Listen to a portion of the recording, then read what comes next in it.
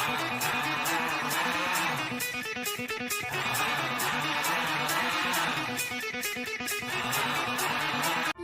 is a mystery. Everyone must stand. Hello guys, welcome back to stream. And in today's stream, we have got Big Steve. Oh, hang on, there he is. And then Michael and Pete is supposed to be joining as well. So, how are you all doing, guys? How are you both doing? Welcome to the Michael and Big Steve Bully Luke podcast, where you're in for 2 hours of just straight up bullying. More importantly, Luke, did you work out that you've sent Peter the link? You have sent him the link now, yeah? Yeah. Okay, so Okay. So today is technically Disney I can't get my bloody words out here. D23. Yeah, D23 Expo.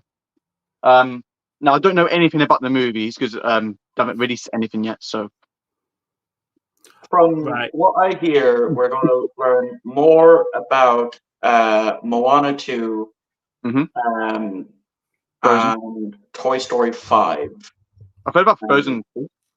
And potentially Frozen as well. I don't know. I'm just trying to remember off the top of my head on what I seen on Twitter from discussing films. I mean, I've got a thing for what you all know now from Comic-Con that Downey is back playing Doom. Yeah. Yeah. What are your thoughts on that, guys? I think it could work. I don't think it'll work. I think they pulled a BBC by trying to. They realized, oh shit, we fucked up with this. Let's backtrack and get RTD, Robert Downey Jr. back. And they're like, and he's like, okay, I'll come back for like $100 million, and if the Russo brothers direct, that's the only reason I'll come back. Do you think it's a Victor Von Doom, or do you think it's a Tony Stark variant? I've been seeing a lot of theories already. Like the moment that happened, like on TikTok, I've seen people saying stuff about it, and a lot of people were saying that this is going to be a Tony Stark variant, because at least in one universe, Tony does become Victor Von Doom, or at least two universes. I know there's one storyline where Victor Von Doom switches bodies with Tony Stark just to ruin his name, and then whereas Tony in Victor Von Doom's body builds up Victor Von Doom's name and then becomes Doom and stuff. And when Victor's like, "Oh, I want to swap bodies back," Tony's like, "No, you've already ruined my name, whereas I've spent time and energy building up this name. So I am Victor Von Doom." I don't know. I think it's just as you said, I think it's the shit we've cocked up this whole phase. Yeah. We can't use John Majors anymore for Kang. What are we going to do? Yeah, because apparently there was a leak for, now, I'm not going to say this is 100% true, so do take this with a pinch of salt, that the original plan was to once again bring back Tony Maguire and Andrew Garfield as Spider-Man, because Spider-Man is the anchor point for the 616 universe. And they were going to do a whole bunch of stuff with that. Do I believe that? Probably not. I never really trust leaks unless it's, I hear it from the goat's mouth itself. Well, both of them said that they'd be up for it. Both of them have said that they've returned Spider-Man, and Garfield meant to be getting his own Spider-Man movie to finish off where he was. Because maybe we'll get word on those this weekend at D23. Yeah, because the whole point of the end of Garfield's films is that they advertised the Sinister Six, didn't they? Yeah. They had the Rhino suit, they had the Goblin glider and stuff like that there. So it might happen. It might happen. Good. If it does, that means I'm actually going to have to finally watch his two movies, I've never seen them. But the thing is, they're Sony's. Don't forget. Yes, they are Sony's. So Sony could do it and say that it's not a part of the MCU. Which, hey, I'm all for it. You know, like I said, I haven't watched Garfield's Spider-Mans. I have them on Blu-ray. And I did enjoy him in No Way Home. I enjoy him as an actor in general. I think he's a really great actor. Especially since he got his early starts in Doctor Who. With that, at the time, god-awful accent. Thank God he's improved on that since. But he is a really great actor, and I probably will get around to watching his 2 Spider-Man movies eventually. I think good films. with Robert Downey Jr., I think that. I mean, people are just getting used to him playing Iron Man. I think he'll be good. I just wanted to like be a straight film, you know. But you haven't actually know yet what Avengers are actually going to face him. You don't know. It's not going to be Avengers. I don't think it's going to be the Fantastic Four, isn't it? Well, the Fantastic Four, Spider-Man, and Doctor Strange, they're all slated to be in Doom and Secret Wars. Yeah, so I don't think it's going to be a lot. Oh, I don't think they're going to introduce us to the new Avengers in this. I think what they'll do is that they'll introduce us to the Fringe, the lot, and then they will add the new Avengers in at the cutscenes, and then we'll get a big sort of tie-in. There's everybody. Yeah, you know, they could also introduce us to the Young Avengers, since at the end of what was it, the Marvels, they were setting that up as one of the post credits. That's what I'm saying. I think we'll get the Fantastic Four / Doom movie, and then we'll get a cutscene at the end where they're introducing one of the young ones, and then they'll have like an Avengers type film where they've all appeared in. Yeah, I think they need to go back to that formula where that phase 1 formula where we got the films building up to the big joining, and I think we've missed that formula in the last 2 phases. Yeah, we really have, and that's coming from someone who hasn't seen everything from phases 1, 2, and 3 yet. Like I got to the point where now I'm just cherry picking what I watch. Like I watched Infinity War and Endgame way before I even went back and watched any of the others. Because Infinity War and Endgame weren't really affected by the films that went around it. I knew, like I obviously knew of characters. I knew most of the stories from their films because I had watched Cinema Wins videos on everything great about blank. And so I had prior knowledge going into it, but still not having watched the movies, I still kept up. I knew exactly who was who and what was what and where was where. That didn't bother me. And I still had a fantastic time. Like I was like, even though I knew it was coming, Iron Man's death, it still choked me up a bit. I will admit. And that's like having not really experienced the MCU at that point, only like bits and pieces throughout, like maybe Doctor Strange here, the first 2 Guardians there, that type of thing. I think the reason why Tony's death was so iconic in the way for Marvel was he was the anchor point, wasn't he? He was I know we had the Hulk films before Iron Man, but argumentatively, Hulk was the first Marvel film with the cutscene with Iron Man at the end. Then you've got, and then the whole Peter Parker blip scene, Mr. Stark, I don't feel so well, and then you see him go, and then you get the flip of that in Endgame, yeah, where Peter's talking to Tony, and Tony's already gone at that point. He's not heard a word he said. Yeah. And you've got the flip side of that, and I think that was why it was so. I'm watching Pepper as well. Yes. You know, when she's with Tony, when she's saying, oh, "You can go now, everyone's safe." Yeah. You know, and you know that sort of pulls on your heartstrings a little bit more. Yeah. But I think bringing him back is gonna.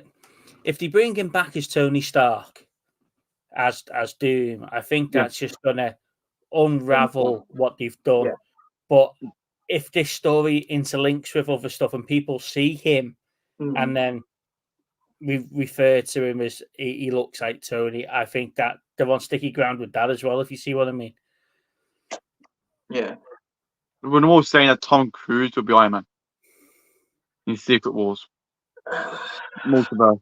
I mean, that's been a rumor for the long time. Like, there was even the rumor he was going to show up in Multiverse of Madness. Yeah. As that version of Iron Man. Do I think that will work? I don't know. I'm not a huge fan of Tiny Tom Cruise, as I've said multiple times. The only film I will actually sit down and watch him in from beginning to end is Interview with a Vampire. I think his version of Lestat is amazing. And there's a lot of people out there that have my sentiment of they don't like Tom Cruise, but they'll put up with him in that just one movie. But I also love him in Maverick as well. Yeah. You know, when I still have yet to watch any of the Top Gun films. Oh. I keep telling you, my backlog is longer than my lifespan. I'll never get through it. So do you know you were just talking there about Tom Cruise playing Iron Man. Iron Man. Do you think we'll ever get to see Henry Cavill play Wolverine, not just as the cameo in Deadpool Wolverine? I think maybe dialogue is open for that. You know, he was down to do it for Deadpool and Wolverine. Which, to be honest, I didn't clock that was him until after I seen the video and I was starting to get the spoilers on my TikTok. And then people were like, "Oh, that was him." I was like, "Wait, that was him? How the hell did I not notice that?" It was the same with Matthew McConaughey as Cowboy Deadpool. It wasn't until after the fact that someone put a screen cap of the credits. I was like, Matthew McConaughey, Cowboy. Oh, that makes sense. So, would I like to see it? Yeah. I mean, it would be the biggest fuck you to not Zack Snyder, to DC prior to James Gunn taking over. Did you read the bit what they wanted to do with him? They wanted him to shave his mustache off. Yeah. So they could put a CGI mustache on. Yeah. But because they'd already spent the CGI budget, they couldn't do it. So it was just like, that would have been a huge, like you say, FU to DC. Here you go, here's a great big CGI. Yeah, because as well, I seen there today that Robert Downey Jr. was actually supposed to make a cameo in Deadpool and Wolverine. Him and Ryan even done lines for it, but they decided to not move forward with that when he got cast as Doctor Doom. I think we'll see Cavill as Wolverine. That would be good. That would. But again, we're not really. You'll probably just be in secret. If that does happen, we'll just be in Secret Wars and maybe we'll be in Secret Wars. I don't know. I don't know. I also think I know what Hugh Jackman's saying. You know, about keeping the physique up to play Wolverine, but I think he proved in this film for the age of him, he's got one hell of a frame on him, and you know, there's definitely another couple of films in there. He just needs to cut back on doing his own stunts, you know. Yeah.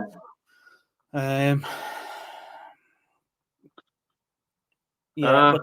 Would I like to see a full Cavill film as Wolverine? Yeah, I think I would. Definitely. But then again, I'd like to see him as James Bond. Yeah.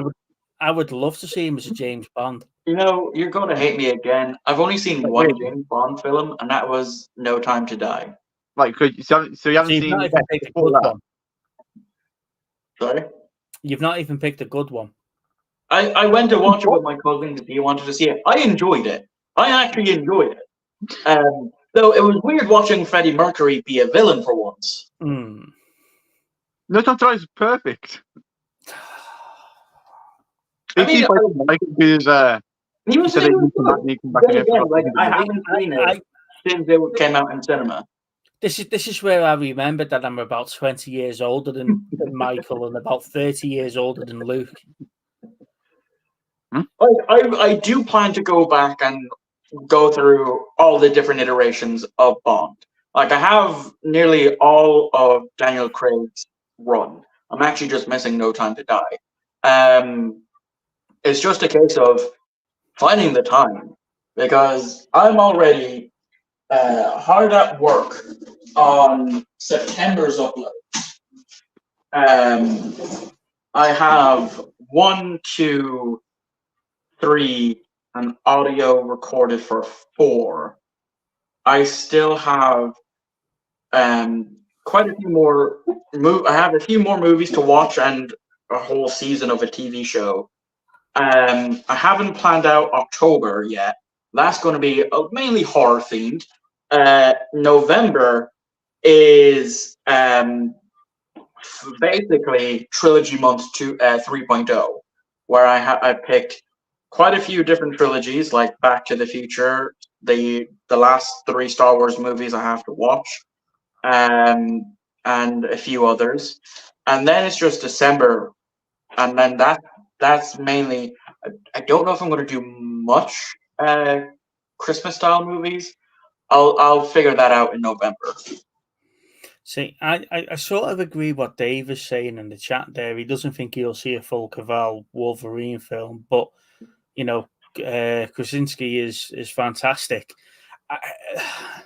Yeah, I would love to see that, but that means bringing him back from death at the end of Multiverse of Madness. You know, where they've Wanda snapped him out of oblivion, didn't she? Really? yeah, but that was like a multiverse. It could be another multiverse. Yeah, but that's what I'm saying. Though she's killed that version of Fantastic.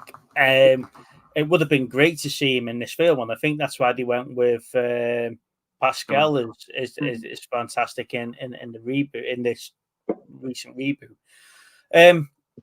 Keeping along the comic book theme,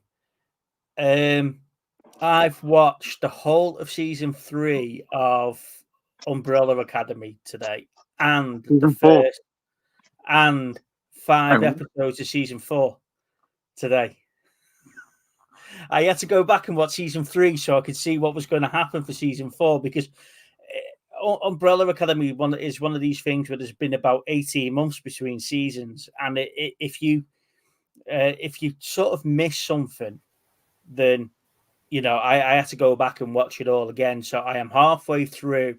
Well, I'll say 2/3 of the way through season 4 of Umbrella Academy, and it's a great little season so far. Yeah, it's been. Have you seen any of it, Luke?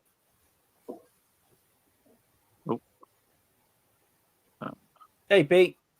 Hey, Steve. Hey, Michael. Hey, Luke. Hope you're all well. Not bad, sir. Thank you. Good.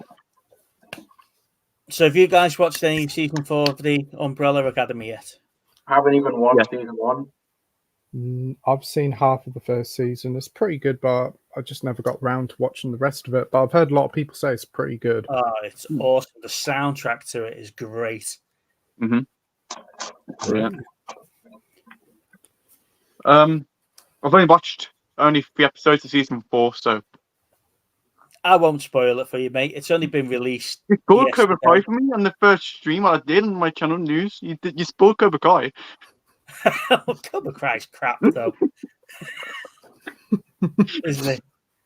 You know, Robbie's got to win the Sentai Takai or whatever it's called, and if he doesn't, it's because what's her face is going to screw him over in the final. You know, it's going to happen. Robbie's got to win it. Yeah. No. Miguel. No, it's got to be Robbie. As much as I love Miguel, it's either going to be Robbie, or it will be what's her name? LaRusso's daughter. Sam. Sam, Yeah. yeah. It could be one of those two. Or you never know, they might throw a spanner in the work and make it Hawk or Dimitri. No, I don't think they will. I think what will happen, it'll be Robbie and the Japanese lad. What's his name? Taiki, something like that. Something like that. I don't know. Yeah, he'll be in the final with Robbie, and Robbie will about to win, and somehow Tori will screw him over, Yeah. and that'll be that, and it'll be like the good guys won't win this one. It'll, or you'll get another sweep the leg moment, and then he'll get disqualified or whatever.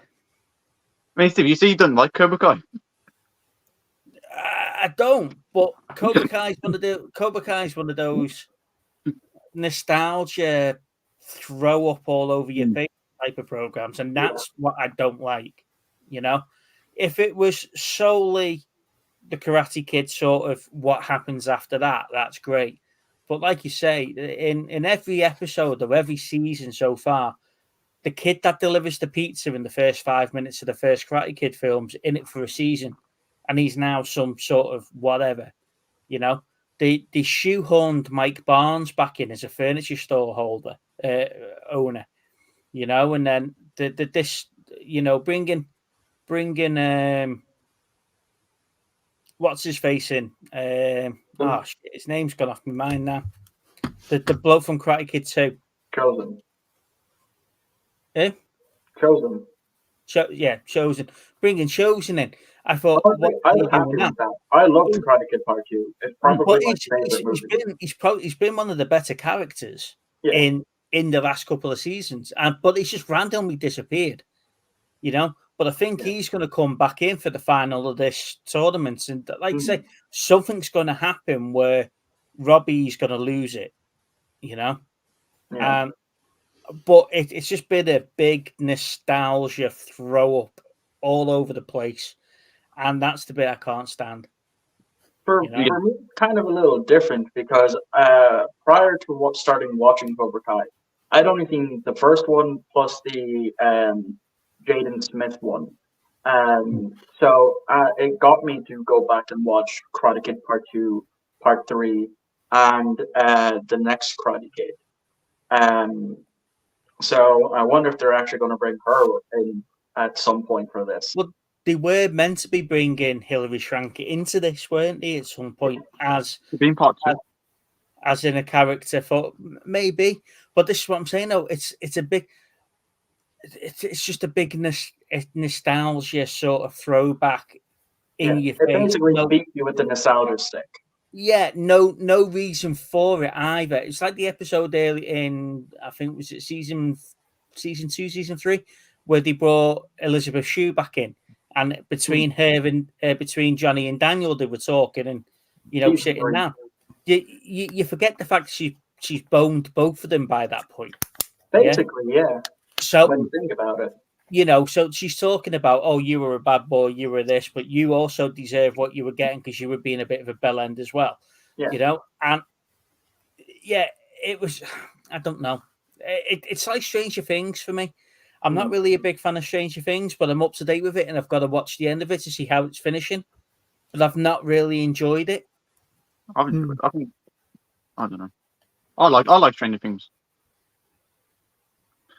I think I switched they're changing now. That there's going to be more adult now in season 5 and longer episodes, 2 hours each. They're saying now. Well, yeah, I know the 2 hours each, and we got half of season 3, which was an hour and a half each, an hour and 45 minutes each. And I think that's the benefit of being on something like Netflix. You're not stuck to the studio time limits for 45 minutes an episode. But the whole of season 3 was just a throwaway season. There was not. It didn't really progress the story in any shape or form, and I think I'm hoping season 5's not going to be like that, where they've got like 2 or 3 episodes where it's not progressed anything, and then all of a sudden it's a 2-hour finale, and you just get storyline bombardment where they close everything off. Okay, right now. Sorry, Pete, are you a Stranger Things bloke? I watched the first half of the series. Couldn't get into it at all. I've heard that some series is pretty good, some series aren't so great. I'm not too fussed. Okay. Oh God, what was I going to say now? And there's no point asking Michael because he's probably not watched any of it. I switched it off after the first 30 seconds. I just wasn't into it. I was just like, I was watching it and just like, fuck, I'm just going to go back to YouTube. And I haven't got That's it. what I mean. I can't. Yeah. Little Steve loves it, right? He lives for Stranger Things. He's probably watching now, throwing something at the telly, like, what the hell am I on about? But, you know, and when we're talking, he's sort of like, I can't believe you can't get into this. And I just can't. But it's one of those ones where you've invested time to watch it. Yeah. And then you've got to watch the last series to see how it's going to finish. And you sort of know 11's either going to survive or she's going to die. Right? So kill her and just get on with it and move on. You know?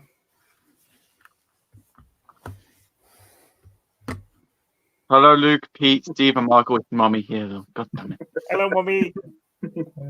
Can I have £3, please, Mummy? I don't actually. Firstly, I did not say £3. Firstly, I have a clip of you actually saying, Mummy going to have £3. And I'll How? send it to you. How? Because you clipped it from the last stream. Mm-hmm. But anyway, let's do pickups. Right, so we can go first. See what Peter's got. How do I do this? There we go. Pick up. Hey, what am I supposed to say? Pickup. Your pickups, your most recent pickups.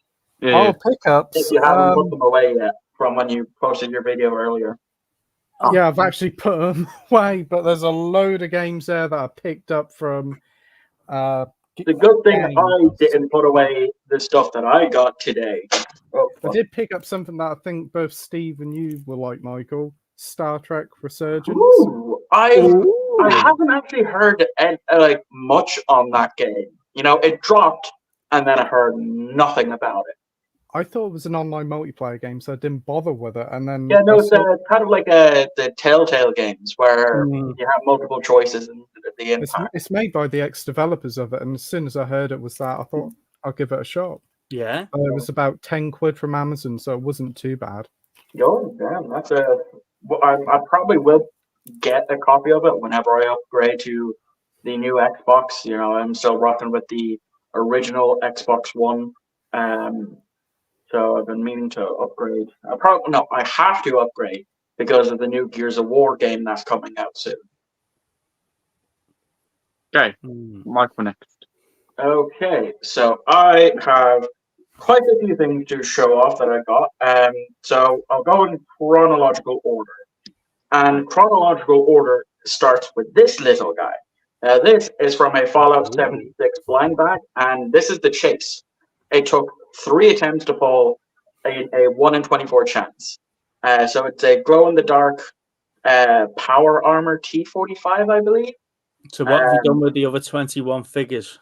I only sold 2, and they're actually already on the bookshelf behind me. And then in a charity shop, I bought this Spider-Man figure. Downside is the arms don't have any joints, the same with the legs. So it's basically the legs move forward and not so forward. And the arms So do he can touch his toes and nothing else. No, he basically just does that. Yeah. That's all he's good for. Then today, and I also bought this Power Ranger Power Axe accessory. So basically, both of these were €1 in that charity shop. Today, I went to the Friday market or car boot sale, whichever one you want to call it, and I got a bunch of stuff. I bought a DVD, 2 Blu-rays, a VHS tape, and a toy for €7. So again, going what I bought first, I bought my favorite movie of all time on DVD again, because the Blu-ray of it is just kind of too expensive for me right now. It's like 20 or so euro in CEX over here. So I paid €1 for this, so I'll have it back in the collection for the moment. I bought a 3D Blu-ray for Madagascar 3. It's not actually bad. I found some enjoyment. If Kels is still here, she's going to be very happy that I found Sevens on Blu-ray with this very nice looking slipcover. And I've still haven't seen it. I've seen like the first, the opening scene. That's about it. That was back in college. Oh, that's a brilliant film. But all Brilliant. these three were €1 a piece. Then on VHS, I bought Stuart Little 2 to go with my Stuart Little 1. As you can see, I do have the VHS TV right there. I tested it, it worked, and I rewound it all the way up to the very beginning. The toy that I got was this Transformers animated series, Starscream. But unfortunately, he is missing his noggin and his arms, so he's just going to be permanently displayed in jet mode. But here is him. Here he is transformed, just without the heads and the noggin. And then the last thing that I got was this Tom and Jerry box set called A Very Merry Tom and Jerry, which has the Christmas special pause for holiday, as well as classic collection volumes 1 and 2 with a bunch of classic episodes on it in 3 different DVDs, and that was also €1. And that is everything. Good pickups. Steve? Right. So, if you've been watching Life in the First Lane, you know I've been doing a lot of work with the mini. So a lot of my pickups have been mini related or getting the mini sprayed or whatever. However, if you've watched any of our streams, you know I've been saying to little Steve about sending me the copy of Space Above and Beyond that he picked up when he came up to see us. And he won't because he's a little git. However, I've got my own copy now. So you went and bought it yourself, and when you could have easily just gone and ransacked it from his house. Yeah, so I was in Birkenhead the other day, and I was in a shop called Trade and Play, which is like Starbase and HMV. They do a lot of the retro stuff and stuff like that. And I'm looking at, I spend hours in that shop. Lana goes off and looks around about 5 shops before I come out of that one. And they had this. So I picked this up. Now, I did notice it says Region 1, you know, and we're Region 2. So lucky enough for me, my Xbox plays it. So it's not a problem. Which Xbox? The Xbox One or the 360? The Xbox One. Okay, that's good, because I wasn't sure if mine would be able to play Region 1. Yeah, I think to know. I think depending on what model of the Xbox One, which sort of because the one I have is the 2013 500 gigabyte version. Yeah, so my one plays it. So I am lucky enough now to have my own copy of Space Above and Beyond. So Steve, you can keep your one now, mate. Thank you very much. And we expected you to tell him to show me where the sun don't shine. It's Luke's stream, so I'm trying to be polite.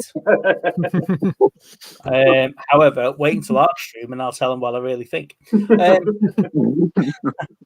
than that, I haven't really got any other pickups in the way of toys or anything like that because I'm trying to sort the room out. However, as you can see behind me on the picture wall here, that Hulk comic is from 1976. So I've got that on the wall now, and that's in a really good condition. You can see there that that's my X-Men stamps because I've started getting into stamp collecting. So I've got the X-Men ones there, the Transformers one I'm on the side wall over here. However, up there, that one there is my Terry Pratchett stamps.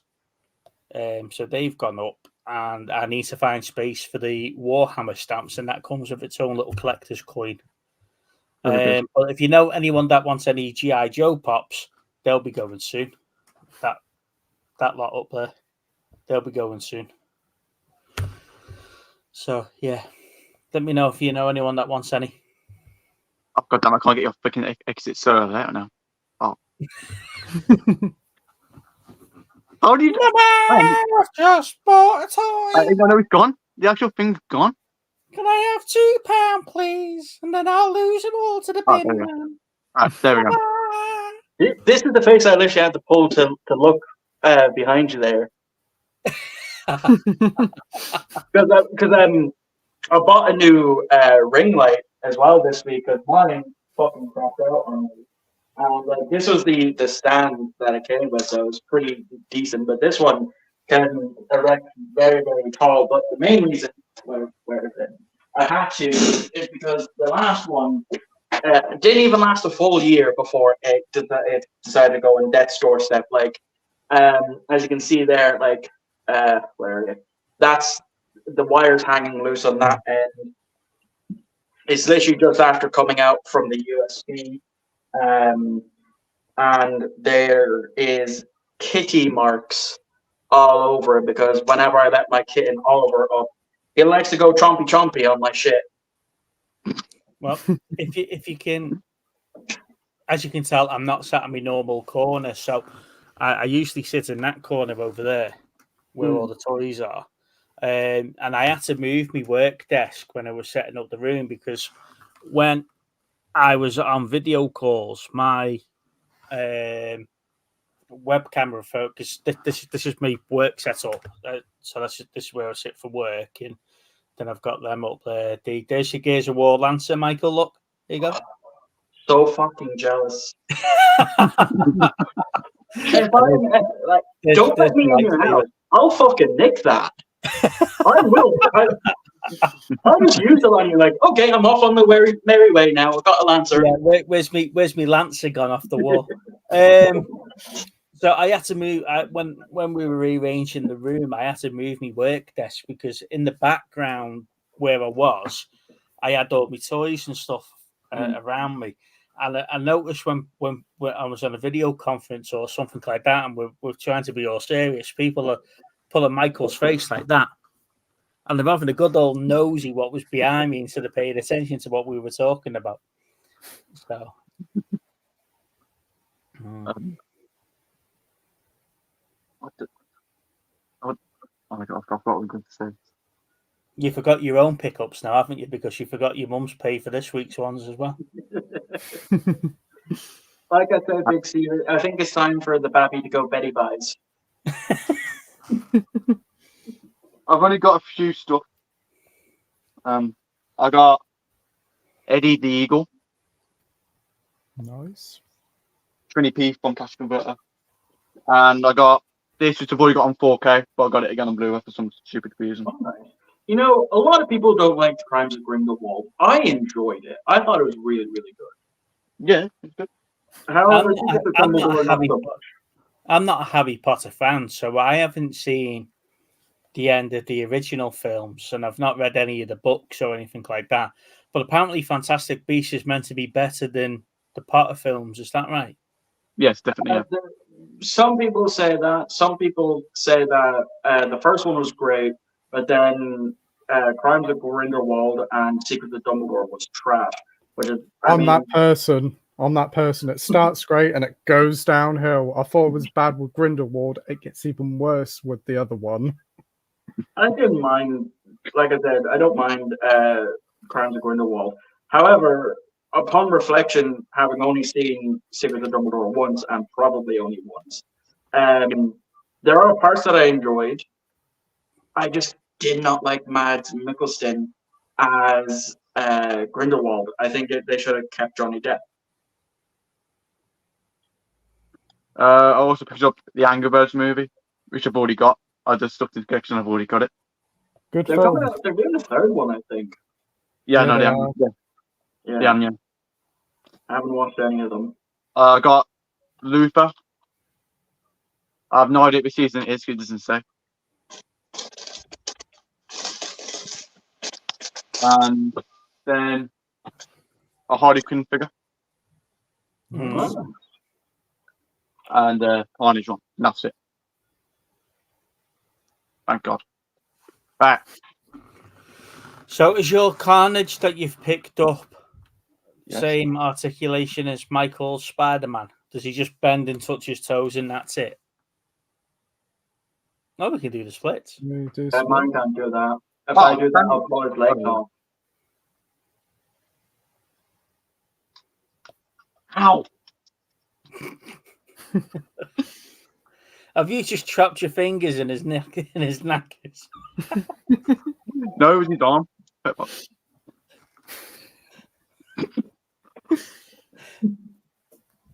This is just not a good stream for you. Like, we just keep bullying you.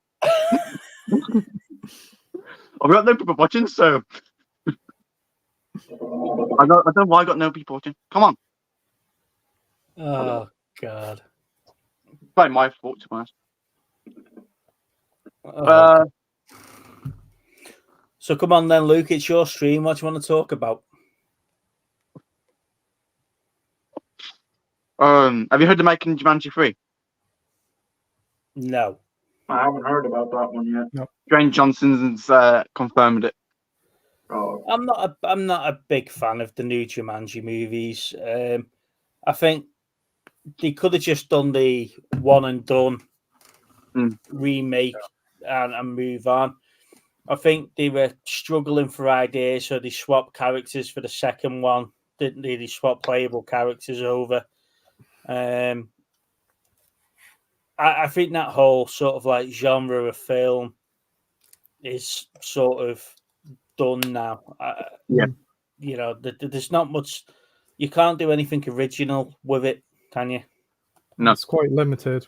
It's Luke, Trying you to want to change say your one? You haven't got no I people mean, technically, she already did because she probably bought all your stuff. He's not good on that. Hey, you walked right into that. That's not my fault. Well, I have to show my pickups to people. I don't know. Anyway, we've got a comment from Luke for unboxing saying that you're all getting along. We are. We Mhm. are all collectively having a go at Luke. Like I said in the beginning, welcome to the Bullying Luke podcast. Don't believe it. Mum, what do you mean by show you my pickups? I mean, well, Marcus correct here. I've always showed you the pickups that you've got, but you know. All right. Maybe you have brother, more that I've got- you I need to don't see, know yeah. about. And my brother, well, technically my mom, got my brother a PS5 controller. Okay. I white one. I actually do have one thing in the mail that I ordered yesterday. I bought on the Xbox 360 Dragon Ball Raging Blast 2. It was €20, and to be honest, that's just going to keep going up in price with the Xbox marketplace gone as of like maybe 2-3 weeks now. So a lot of the Xbox 360 games are just going to massively spike in price, Thank you. like the DS games did. You want to say hello? No. Yeah, I totally agree with you there, science fiction. We Hello, were. everybody, it's Mummy. Oh, God. Hello, guys. mummy. hey, Hello, mummy. Yeah, I was very happy that I picked up the Sevens Blu-ray. You got 7, Mum. You got 7 on Blu-ray. Yeah, I know, yeah, I'm very jealous because So don't you have a Blu-ray? I've got it on Blu-ray, but I haven't got a slipcover. Yeah, I just thought there was like I have it on DVD. I may as well upgrade it to the Blu-ray for this cheap.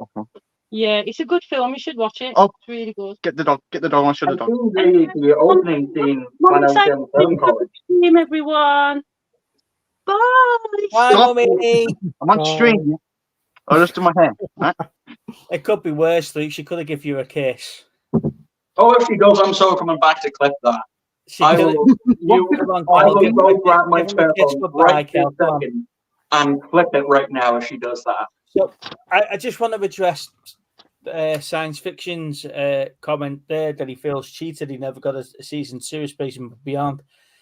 Yeah, and I think the reason why we never got a season 2 for Space Above and Beyond is because they actually released the episodes in a different order than what they were supposed to be released in. Why don't They you show? sort of pulled a firefly on us in that respect because the last season where they're rescuing the space prostitutes was meant to be the pilot episode, and that sort of didn't really happen. And I think Space Above and Beyond sort of fell into that sci-fi channel sort of black hole where not many people were watching it, and it did a lot better when it was released on BBC Two late at night, and more people were watching it. But they already canned the season by that point.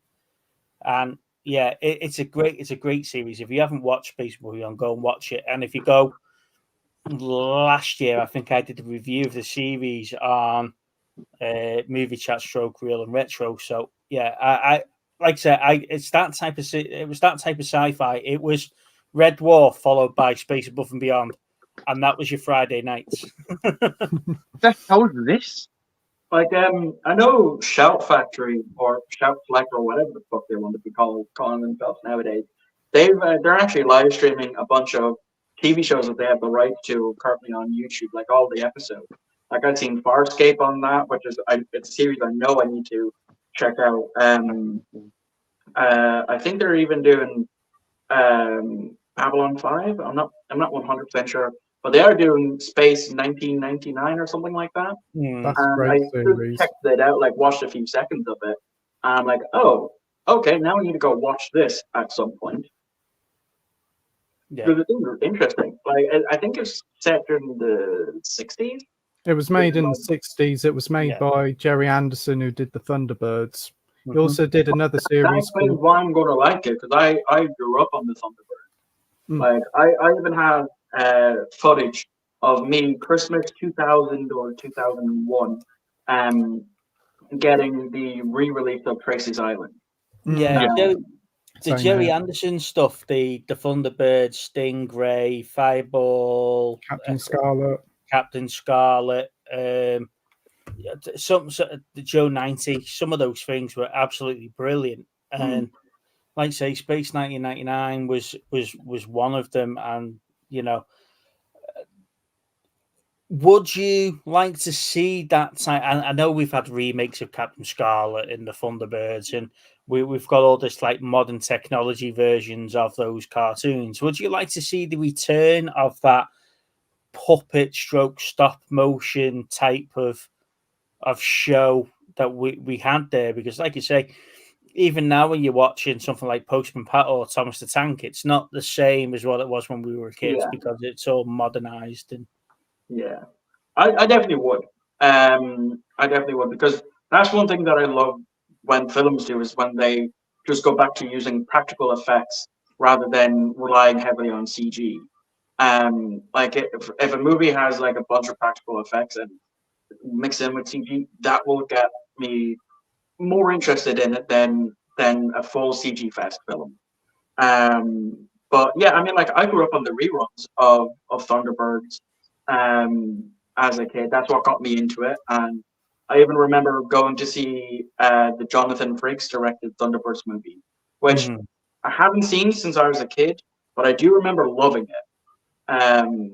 So that is definitely something I'm going to need to revisit, because I have it on DVD.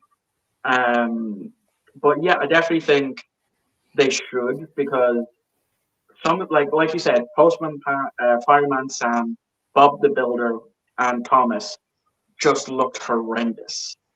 Absolutely horrendous. I mean, hell, even now, Thomas the Tank Engine is off there. It's mainly just reruns that are being shown. I'd be interested in having an actual conversation with Gods of Science Fiction, because just as comments alone's a live stream by itself. Some of the stuff he's talking about. The when you're talking about season 1 being completely different to season 2, yes, I totally agree. It's like Buck Rogers. Buck Rogers season 1 and it's hugely different to season 2, and stuff like that. And where you're talking live action with CGI sort of dropped into the middle of it. The 2004, I want to say 2004 Battlestar Galactica, the remake, that was superb, and you go back and watch the original Battlestar, and some of the stuff they managed to do with that, with the effects and having the dog it running around and stuff like that. Until you realise it's a chimp in a suit and he's just plodding about like the but it worked. It did its job. Yeah. But I think now where you look at something like that, even Caprica was, when you go back and watch Caprica, there's still a lot of modern effects mixed in with stuff in there. Mm. We don't get that now in modern day science fiction. Everything's sort of a green screen or CGI. That's the one thing that I miss from Star Trek is having a practical filming model for the ship. Like, going back and rewatching the original series, or just watching it for the very first time, like not with the remastered edition, like with the original effects, made me realize just how much I miss seeing like a practical model of the ship. Because they use a lot more shots, like shots of the outside of the ship. Whereas nowadays, in modern Trek, we don't get to see much of it unless it's like in a space battle or like 2-3 seconds of footage. You're inside it. Strange New Worlds, Discovery. You're inside the ship more. You don't see the outside of the ship anymore. Yeah, and that's what I love about Lower Decks and Prodigy, because we do get to see more of the outside of the ship. Yeah. And TNG, the Enterprise, was a character by itself. Everything was, the focus was on the ship, and very rarely were you to see some episodes like Skin of Evil, where you saw the shuttle pod and stuff like that, and when it was crashed on the planet. That just brought episodes like that to life. Yeah. But yeah, CGI is just. Look at Fast and the Furious now. Half those car chases aren't actually car chases; the CGI car chases now. Yeah. Wow. Look at Ant-Man and the Wasp: Quantumania, pretty much green screen the movie. That was through, yeah. But a film like that, you sort of expect that though, because where they go into that sort of quantum realm, that'd be hard to replicate. But even the scenes where he's inside talking to Kang and stuff like that, you can see that's not a set. Yeah, that's all produced in the background behind him. Where they could have quite easily done that in the studio and built that set and make it feel like real. And yeah, your mum's shouting at you now, mate. You need to show us what she's picked up. Jesus, give me a second. I'm trying to do this comment. Give me a sec.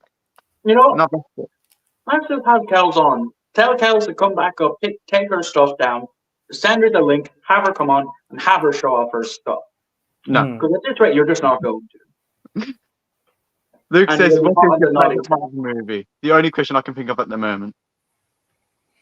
What's your favorite Marvel movie? Winter Soldier, easily. Such a great film. Yeah, really watch Winter Soldier. That's the one Captain America film I have yet to see. Really? You haven't seen it? Oh, you're missing out. It's definitely. I tried to watch it, but I just wasn't in the right headspace for it at that time. So I ended up switching it off. But I will get around to it. Maybe for future trilogy months, I'll review all of the three movies. Yeah, I think the Winter Soldier is the better one out of the Captain America ones. I wasn't a fan of Winter Soldier and Falcon and Winter Soldier. I wasn't a fan of the series. Did you not like Civil War then? Civil War is great. I like the whole sort of Sokovia Accords and the split between the two teams. I think it was in that fight scene between Cap, Bucky, and Iron Man was superbly choreographed. But if to me the film that sort of rescued phase 3 for me was Guardians of the Galaxy. Bringing that sort of like Deadpool sort of humor to a film, to a Marvel film, and giving us and if you know your comics, the Guardians aren't or weren't mainstream comic characters at that point when they brought them into this. It was the sort of like first delve into the B and C list comics where they brought characters in, and I think they picked the right group of people to do that. Deadpool Wolverine for me has been a big standout, and Marvel now, because it's all hinted all the way through he's going to be mainstream Marvel now. Yeah. That to me has sort of rescued this current last 2 years of movies for me. And that could be used as the catalyst for the soft reboot for Marvel. Mm. Yeah, that is the current rumor that after Secret Wars, they're just going to reboot it from scratch. Yeah, Probably. I could see it. For me, what's your favorite film? Marvel. I'm going to go with a really hated one, and that's Age of Ultron, Avengers: Age of I Ultron. love that film. That's pretty good. It. It's pretty good. I don't know like terrible things about it, and I watched them like, this movie is great. Why are people dogging on this movie? The reason why they dogged on Age of Ultron is because it's not as good as the Avengers. It's not as good as something else. Some of the other films that were around it. But the character for Ultron, for me, if you actually pay attention to what he's doing and what he's saying, he is doing what he's programmed to do. He's getting rid of the terror around the world, and that terror around the world just happens to be mankind. Yeah. So he's doing what he's been programmed to do. But I just love some of the one-liners that he comes out with through especially that film. When he cuts off your man's hand or arm. Humans just run around giving birth to other humans. That you just parasite the planet. Stuff like that is just classic one-liners. And it's a shame. It's a shame that they got rid of Ultron and sort of haven't brought him back in some sort of the headcanon that maybe that there might be like a little trace of Ultron still in the net, and he could come back, and he's just biding his time. Yeah, but the Ultron programs in the Vision is in Vision, isn't it? So it's could have White Vision. Yeah, they could easily bring it back that way. But my second favorite Marvel movie, I will have to say, it is Civil War. Yeah, it's a really good one. Or as people refer to as Avengers 2.5. Really?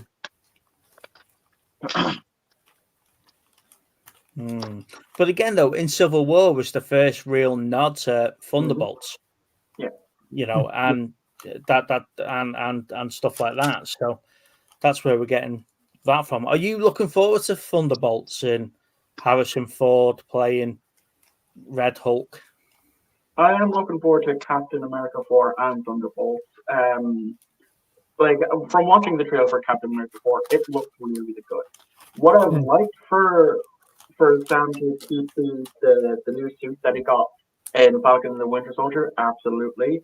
But I understand that, with the premise for this movie is kind of harking back to the Winter Soldier vibes for it. But I am also looking forward to Thunderbolts because I do like the vast majority of the characters that are there. I definitely think it will give the not so liked characters a second chance. Taskmaster and your one from Ant-Man and the Wasp, which is actually another movie that I really like that not a lot of people do. I think the problem for me with these little splinter groups getting stuff in is going to be keeping up with the storylines, keeping up with what's happening elsewhere.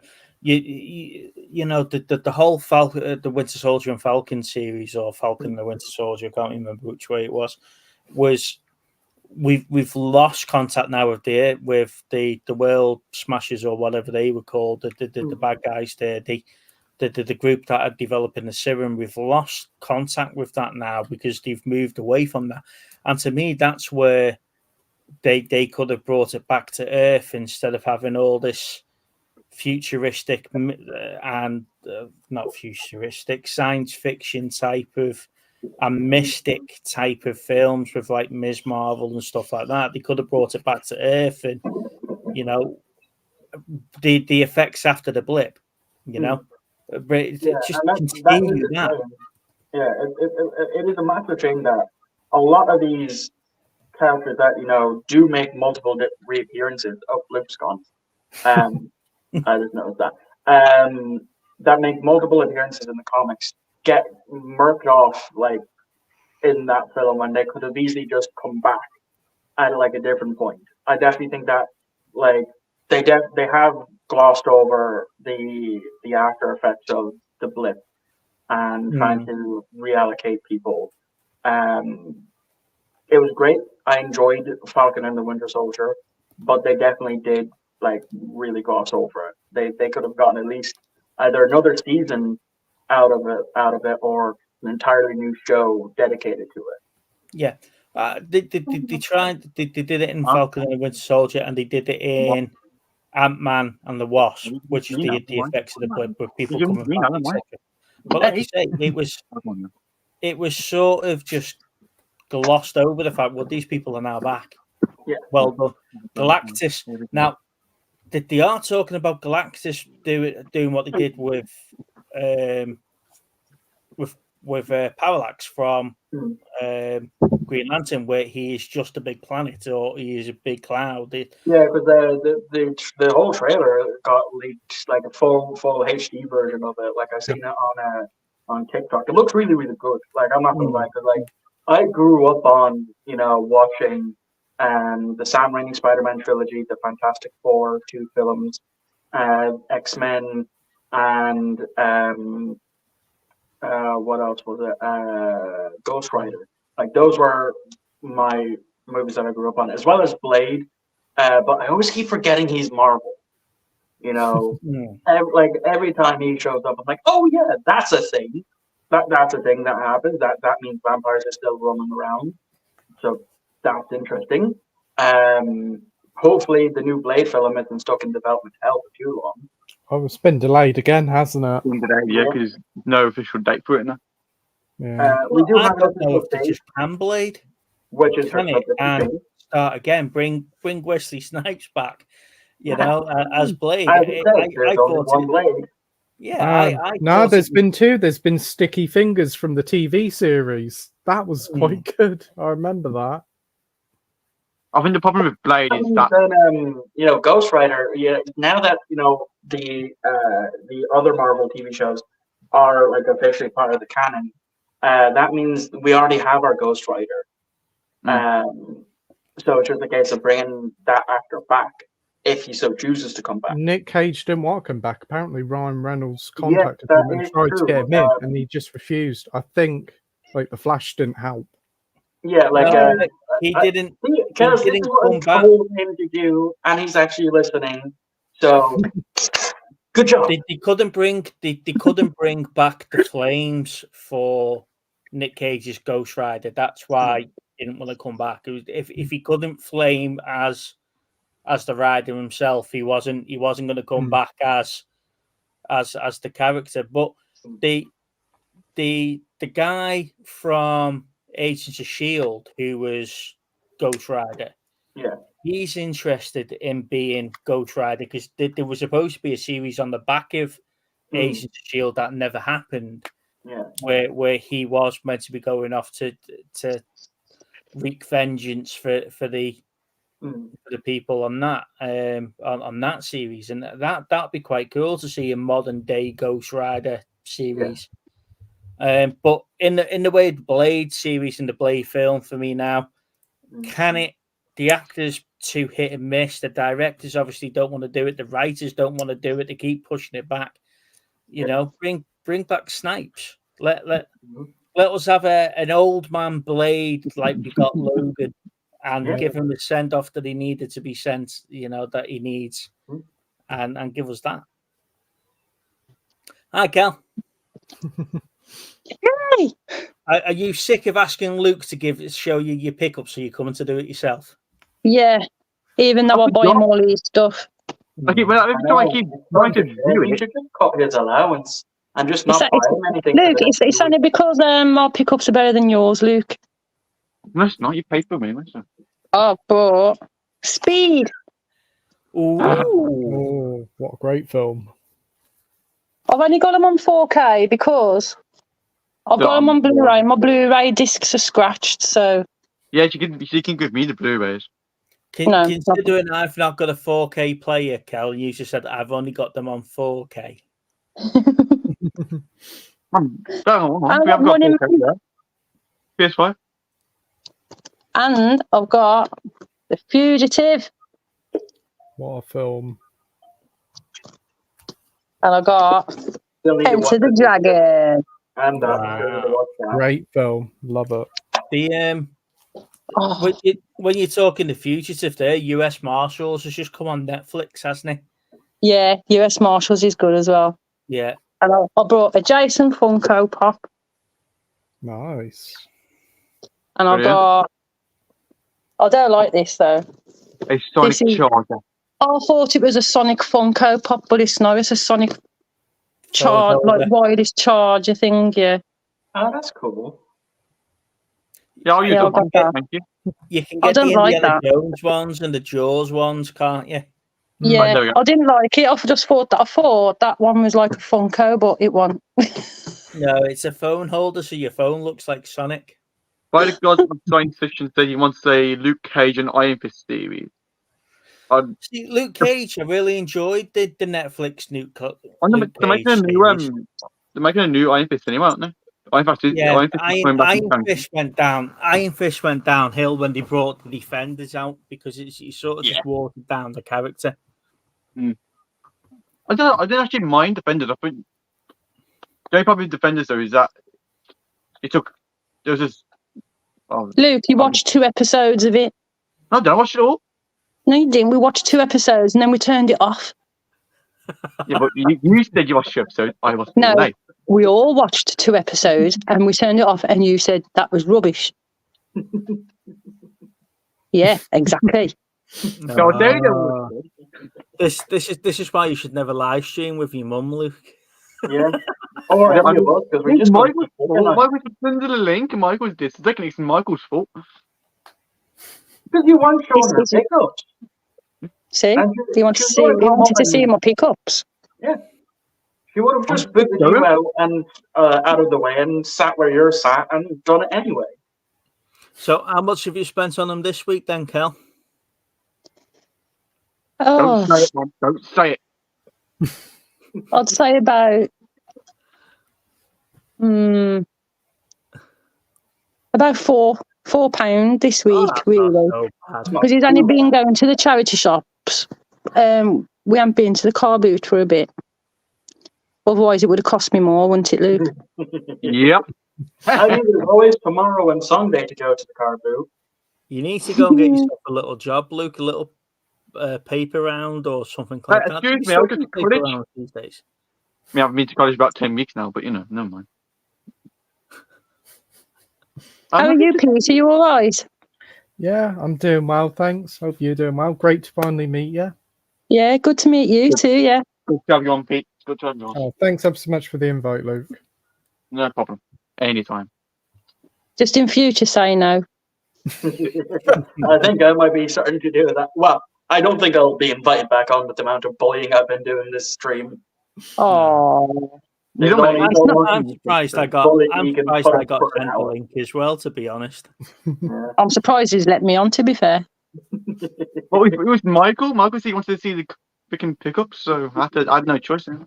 I thought I'd get banned after my intro from my live stream the other week.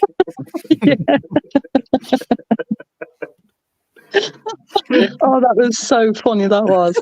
Oh, he showed it to me before little Steve showed up, and I was in hysterics laughing. It was so I had a bit funny. of alcohol, so that kind of played into effect. but still, It was so funny. absolutely hilarious.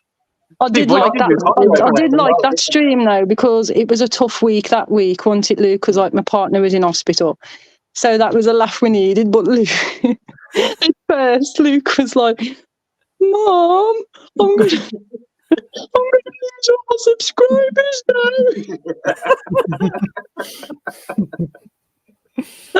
I said, "No, that's nice." I said that they're having a laugh, and they did say that they like you, so they do it nasty. And Luke said, "Oh, they're not going to laugh at me now.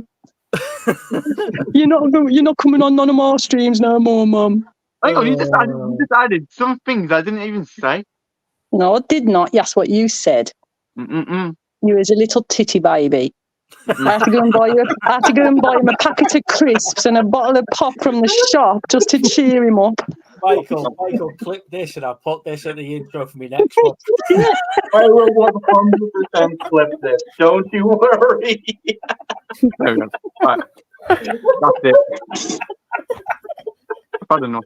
I really have. Did you just click me off?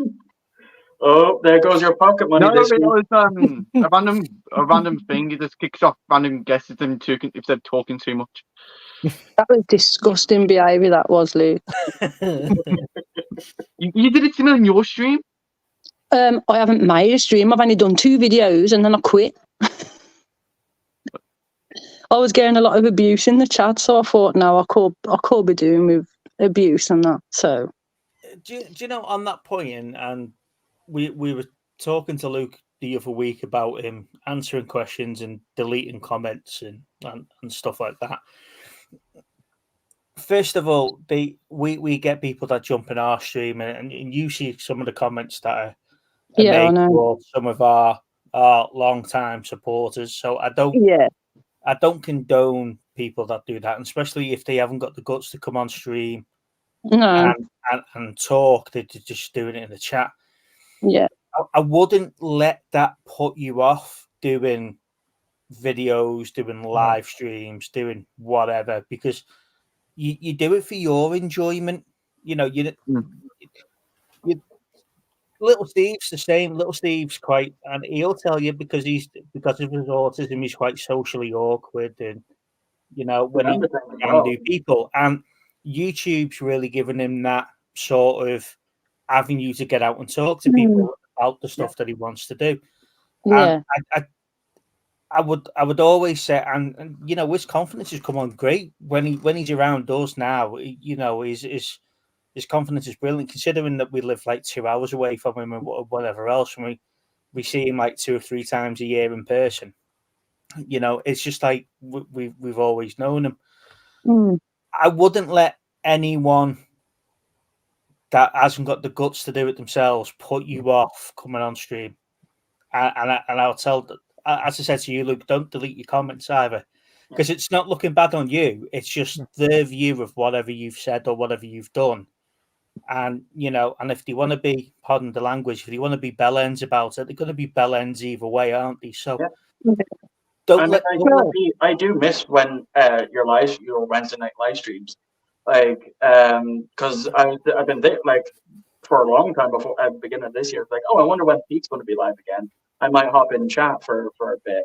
And as well, I was thinking recently enough, when you post on Instagram your letterbox reviews for the movies that you see, I think that like what you write would make a great video out of it instead of just having it on your Instagram.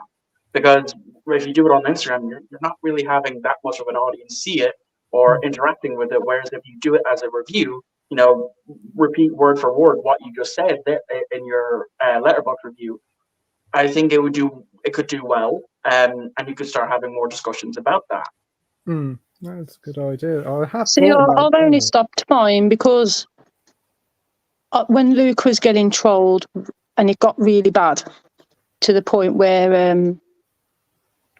you know, I was receiving private messages and we was being threatened and all this, and I stopped doing it then because I thought I was the problem, because I'd answer him back or stick up for him in the chat. Look what happened though when you told us what was happening with that, Luke. Yeah, I know. Yeah, You got support from Steve and I. You got support from yeah, Rob I know and you Lee, did. got Yeah, support from AJ, and those people around. And like you say, Rob and Lee, we got off to a very rocky start when things were yeah, happening yeah, with them, and we got caught in the middle of that, and we didn't know yeah, what was going on. yeah, And then we still get it now. We still get people from yeah, what was happening with those 2 years ago popping into our stream, causing all sorts of crap. yeah. But the community itself will pull together and support. Yeah, I know. Yeah, I'm very grateful. I'm really grateful of that as well. I really am, because I've never had a chance to say. I've told Lee and Rob know. Like, I speak to them not every day, but I am spoke to them for a bit because we've had different stuff going on. But yeah, I am grateful for that. To you and little Steve, because you was a comfort to Luke. And then when he was on streams with you guys and vice versa, he was on with him. I know he's safe, you see, so I don't have to be on lying in the chat all the time, because I know, he's well looked after, he's well thought of. So I haven't got that kind of that worry. But yeah, we do look after him. So I do thank you guys for that. And Michael, I know I say it most of the time to you, but your confidence has come on loads. It really has. When I used to watch you before and you used to be nervous, and you have really, your confidence has really shot up, to be honest. And that's really good. And so has Pete's as well. But it's like when I usually watch Rock God and when Pete used to be on there, and it's when Rock God's on and when you was on with him and you had Scott as well, and you're all having a laugh, and like when I watch movie chats like Big Steve and Little Steve, and that's what it's about, isn't it? Having a laugh with each other and feeling comfortable with each other. Got a science fiction in the chat there saying, he used to do live streams and he's now concentrating on his podcast. I do need to now know you've got a podcast, but I'll start listening to it and pick it up. But podcasts are something that I need to get into, because originally we were going to start doing the podcast instead of as well as doing the live streams, but it just gets to the point where, and the reason why we've moved away from doing weekly live streams at this moment in time is that both our lives have got really busy at the moment. So trying to get content to do a decent live stream every week, it just takes a lot of time to do that. So we are hoping to get back to the weekly live streams and get into the podcast world. But yeah, I'll definitely pick up your podcast there. And you guys know, I share the link to our chats all over the place. There's a couple of messenger groups and I always put it in the chat. You're all more than welcome to come on, and plus it's a break for me to get away from little Steve for a couple of minutes. Yeah, I mean, like the last live stream was basically you and me ganging up on little Steve like we're doing now to Luke. Yeah, but it's not I know I don't live stream that much, and if I do, it's usually by myself. I did try last year to do monthly live streams, but I just got burnt out too quickly on it, and that is one of the key problems with my autism, is I do suffer burnout massively. And even this isn't my first YouTube channel. I've been posting since I was 13, and I just post on a channel, get burnt out, and quit, and move on to the next channel. Like right now, I have 3 channels.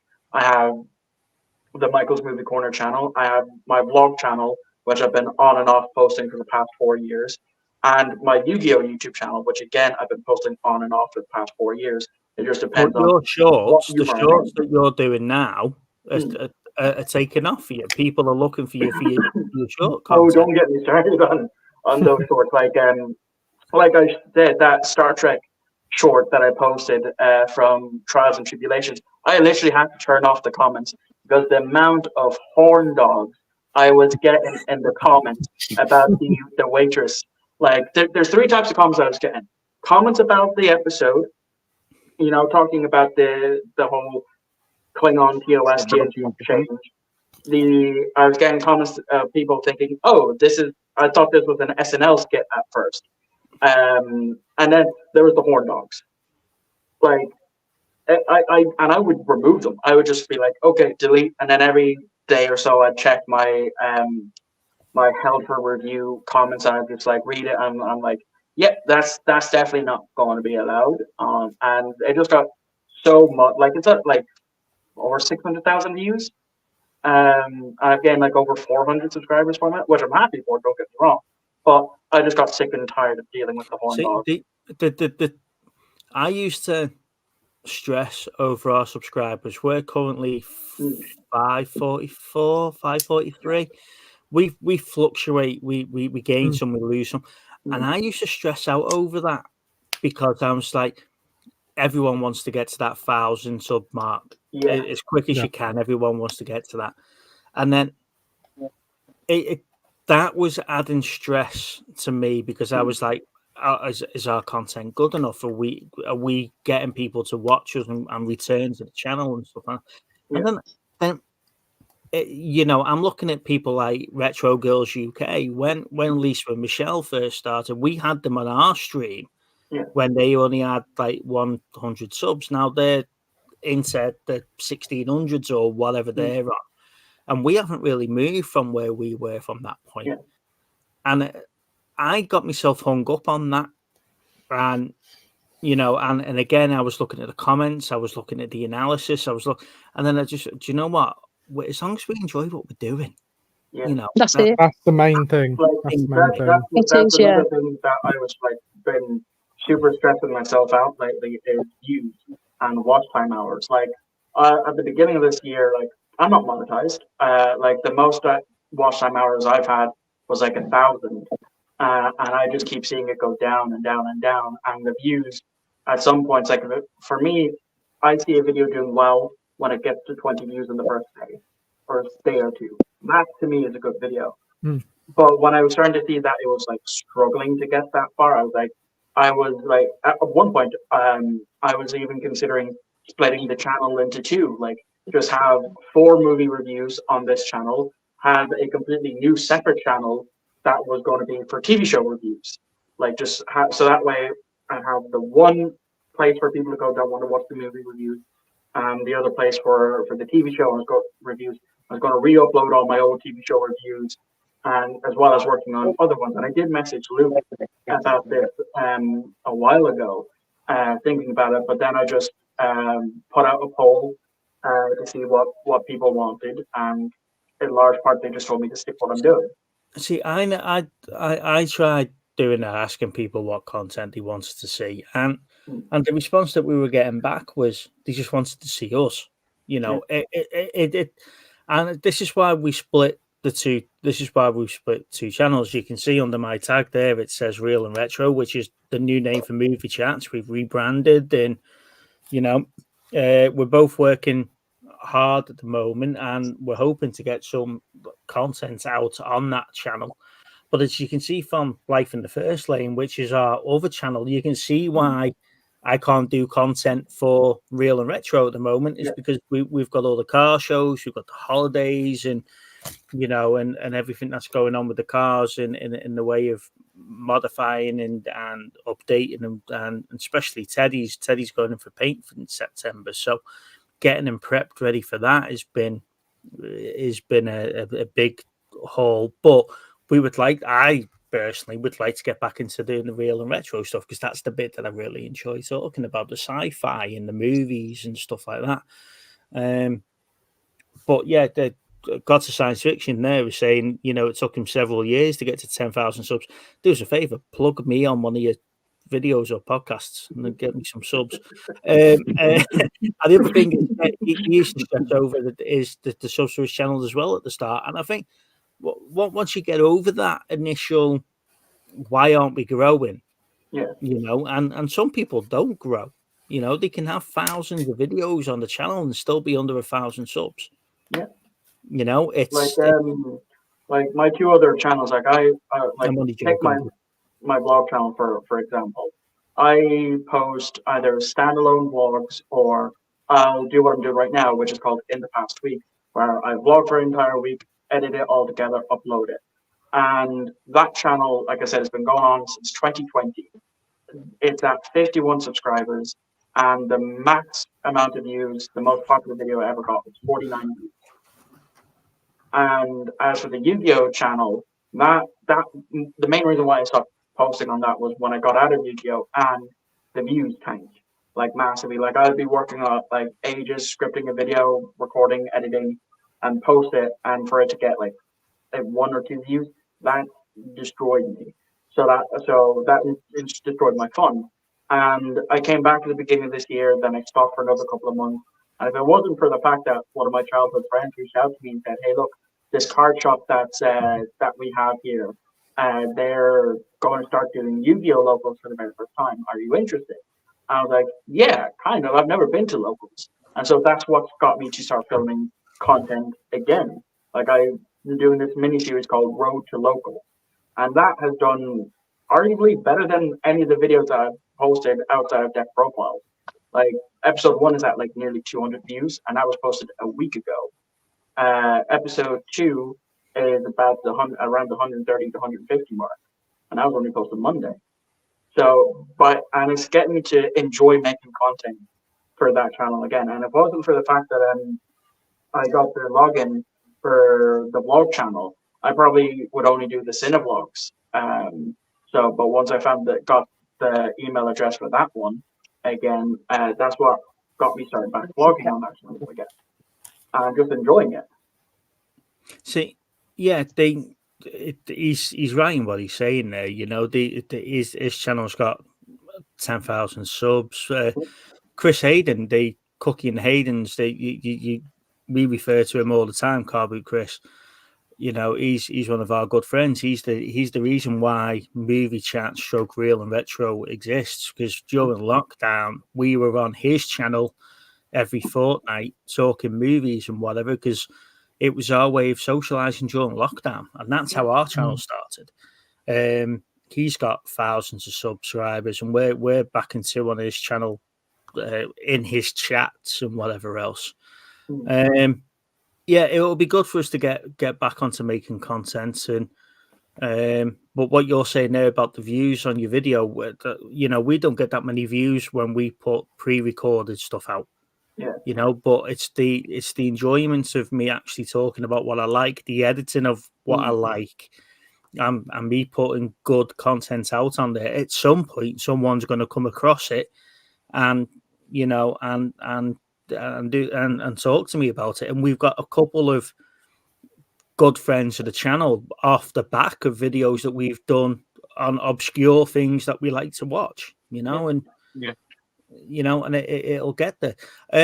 One of our Life in the First Lane videos, we were at Shedfest, the car show last summer, and within a day of us putting it out, that went to 6,000 views in a day. So we've got more views on that one video than we have done on the majority of our channel for Movie Chat, Stroke Real and Retro. And you know, the car stuff is obviously where people are watching it, but that's not really what we were enjoying doing it. But yeah. Yeah, like to be honest, like I've been posting on this channel for nearly 3 years.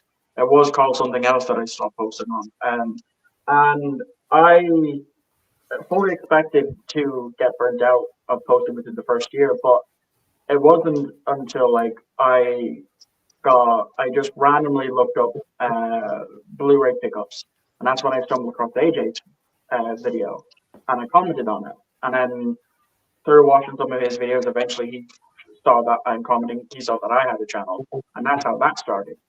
And that's how I got introduced to basically everyone here, is just that one random comment that I left on AJ's channel. Yeah, that was the same with Luke, because when Luke was at secondary school, he was being bullied a lot. Like proper nasty bullying, and we went to loads of different doctor's appointments, and the doctor recommended him for his confidence to start talking to himself on a video on his camera. Yeah. Because Luke was getting to the point of not liking himself, and she says, talk to yourself, and that's when Luke started his YouTube channel. Yeah. To gain him more confidence, you know, and I didn't like it at first because I thought, oh, you know, social medias can be a bit nasty, but he's met some lovely, brilliant, fantastic people. And it's like when you're a parent, it's hard, you know, because you've him sort of scanning the chat and scanning his phone, like for different things, like being online and stuff. But like with the help from like Big Steve, Little Steve, and Robin Lee and AJ, you know, and even yourselves, Pete and Michael, you know, Luke's always watched because we watched you during lockdown. That's when we first started watching. And I think the first one we started watching was Movie Chats. Mm-hmm. And then we moved on, and then like we was watching AJ and got to know the different people. And Luke's confidence has come on a lot. So I want to say thank you to William all on as a parent, because you know, it's not just me that's brought this confidence up. It's like you guys have raised my boy's confidence up for me. So I thank all of you for that. I mean, we can't take all the credit. Not, I mean, he was always cheeky. He just couldn't show it. But yeah, you know, like you guys have said, I mean, I haven't really got time for a channel anyway. I'm not saying that I won't do one, but I'm into different things now. Like I'm into different, like the investigation side of stuff. I'm into that now.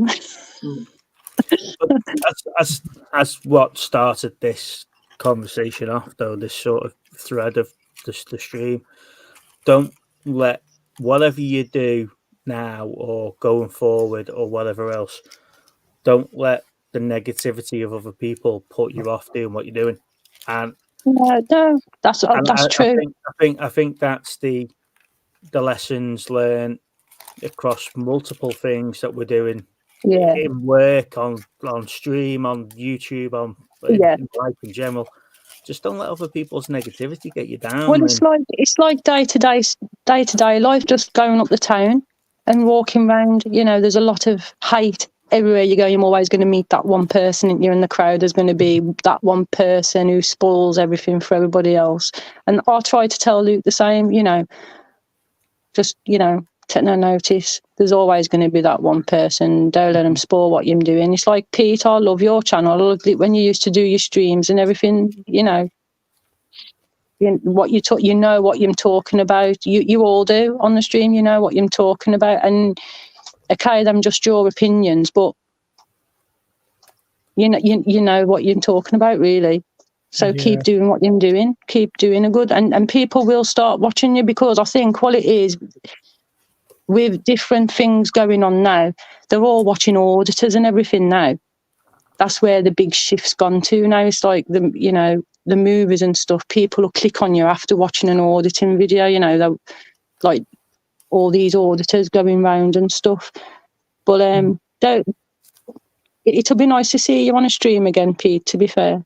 Yeah, I've been thinking about bringing them back again, and hopefully in a couple of months' time. It's been a while. It's just.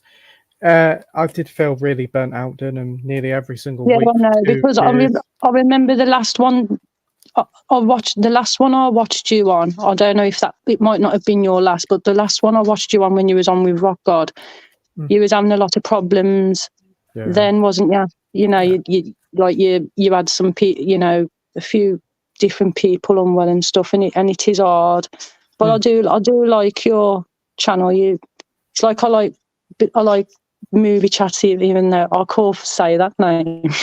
I keep saying Movie Chat. But I like their channel because they're different. Because, you know, when even though I'm friends and I'm like taking them, it's nice, it's fun to watch, and I'm talking. They know what I'm talking about. And even Michael, when he talks about Star Trek and Doctor Who, and it's nice, that perspective of other people's stuff's good. There's so much negativity in the world. It's nice to watch people be positive for a change. But it is, yeah. You need to spread a bit more love. Yeah, and like I said, I think that's why Steve and I work so well, is that we are really good friends, but we like. Well, to be fair, I thought you was brothers. When I first started watching you, I thought you was brothers. I thought they were father and son. That's why they were called Big and Small Steve. What? Yeah, I'm not joking. I hope you're referring to him as my dad, and I'm not the old one. I'm referring to you as the old one. Jesus Christ, Michael.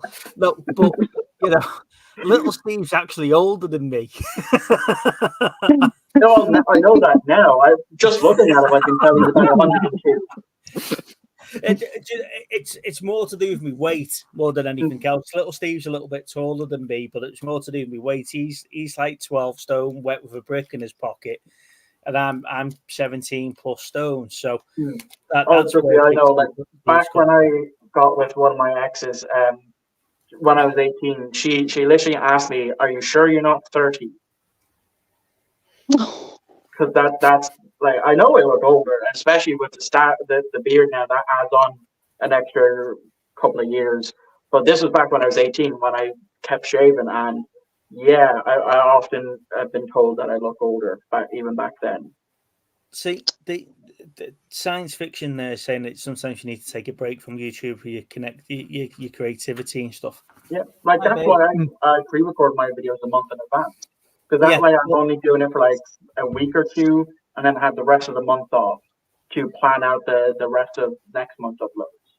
Well, I was going to say that AJ took a break a couple of months ago, and nobody knew he took a break apart from people that he was telling, because of the amount of pre-recorded content he had going out there. And you know, he's doing a video now that I'm sure he's scheduled for 2029. It's about him recently just moving house. You know, we'll see that in 4 years' time. Yeah, there's still like another few months left on his culling series. He told me how. And he filmed that in 2022, right? He has it up to October. He was telling me. So I totally agree, and Steve and I were talking the other day, and it was just like, I just need to get a day to myself where I can get the 6 or 7 videos that I want to do done, edited, and I can get them scheduled out, and then we can start looking at maybe bringing back the weekly live streams and stuff, and getting the channel back up and running again. Because you do take a hit by not putting anything out at all. Yeah, like I think at most I've taken 2 weeks off of not uploading. Because that was one thing I knew when I started the channel was, like, regardless of me wanting to take a break, I need to keep posting so that way I can keep in that YouTube algorithm. Because if I disappear, like I have done in the past, and then try and reappear, that's just going to keep tanking down the views. Like, YouTube just won't push it out to anyone. And I've had that happen on multiple different channels that I've done it on. So that's why I like to do things a month in advance. So that way, like take for example the scripted content.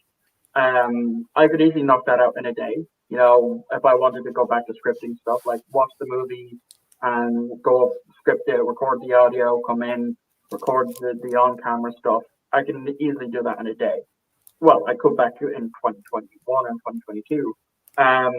But as well, one thing that I have loved doing is experimenting with new types of content, like the long form videos. Like that 3-hour Gears of War video is probably the best video I'm ever going to do. Like I don't think the only way I think I can top that video is when I talk about Skyrim. Is if you had one of them. Well, yeah. Fuck you for that, by the way. Keep rubbing it in my face, you damn bastard. One of these days, I will get my hands on a Lancer. I mean, I'll have to sell a kidney to get it, but one of these days I will. Starbase has got another one. He's got the green one. Sorry, the gold one. Yeah, but see, the thing is, he doesn't ship internationally. Like, I've been on his eBay page, and he just doesn't, like, he only ships in the UK, unfortunately. No, but I can get it, and I'll ship it for you. Yeah, but that's going to cost an arm and a fucking leg just to ship that. It is what it is, kid. If you want it, we can make it work out for you. But it is easy to edit a video, and you know what? These things are great for doing it now. Yeah, like the entire Gears of War video was just edited on this phone. Like my laptop is a 4-year-old hunk of junk. It can barely run YouTube, and that was even when I bought it brand new. It could barely run YouTube. So the most I use it for is because I have an external disk drive. for my DVDs, I'll just burn it onto the laptop. So if I want to watch a movie and say I don't want to turn on the Xbox or go downstairs for the You've got it. Xbox One, I'll just burn it onto the laptop and have it connected to my Alexa, and that way use my Alexa as a speaker. But for those who have an Alexa nearby, that's my third time saying Alexa. That's 4. I do apologize if I've set it off. So Because that science fiction. happened once with AJ. He mentioned it in one of his videos, and mine was right next to me, and it set mine off.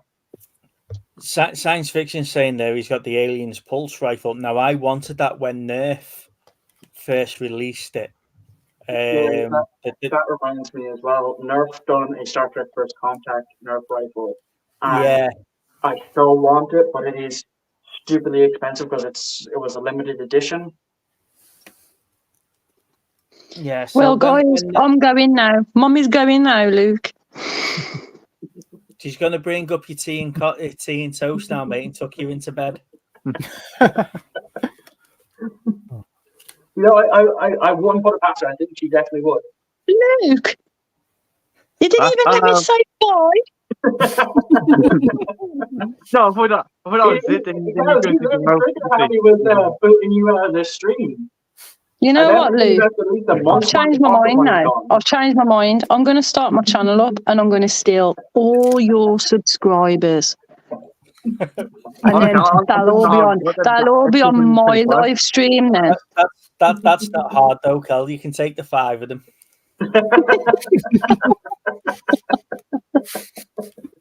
I messaged Gareth the other day at Video Tasted because he has different actors on his streams and stuff. What you doing? Because my niece, her partner, well, his brother knows Steven Seagal. He goes to his gigs and everything. Yeah. And I was just trying so hard. I was having a conversation with Gareth, and Gareth said, "Can you try and ask him to come on my stream?" So I sent a message to my niece's brother saying, and he says, "Yeah, well, I'll try and sort it out." He says, "I'll send him an email. Send me the person who wants to speak to him." Well, I gave him my email to get back to me, and he's on the email it said, "Hi, I'm Steven Seagal's representative, I'm his assistant and that."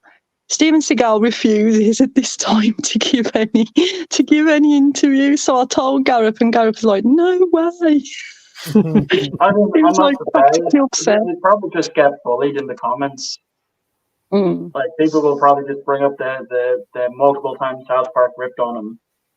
Well, yeah. Well, he sent me another link after saying why, and he sent me a video thing of where he was doing a gig with his band at Stowbridge, somewhere called the Robin Hood pub, and it wasn't very good. That was all the crowd turned on him because he didn't want to sign autographs for films because he said, "I'm here to represent my band." So he said no, and everybody was taking Mark for Death and Under Siege and films for him to sign, and he refused to sign any of them. So they all started throwing stuff at him.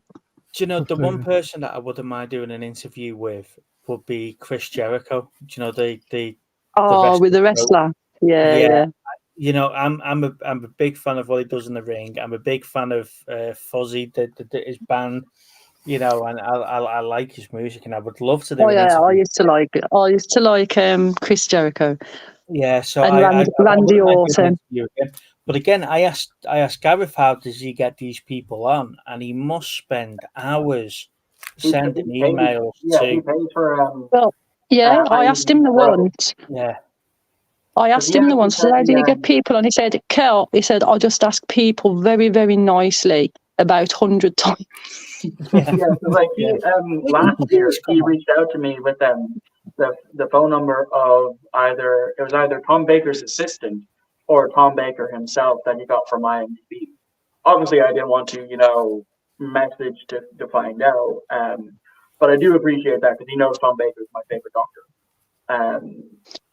I mean, if anybody likes football and knows of Wolverhampton Wanderers, I can get you an interview with Steve Bull. Oh, right, okay. He'll do an interview. He only lives in Tipton.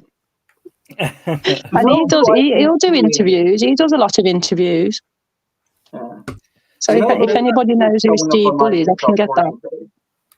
That's what I'd like. That's what I'd like to do in the way of podcasting and stuff like that, and and Yeah, that'll be good. I would love to have a podcasting sort of side arm of the channel and get people on and whatever else. And I think the hard we've just spent the last hour talking about the social side of YouTube and building the community, and I think the hard part of doing the podcast is ignoring the comments when you're doing it live on YouTube, because it's going to go out elsewhere. So everyone's commenting and wants to be part of the conversation, and I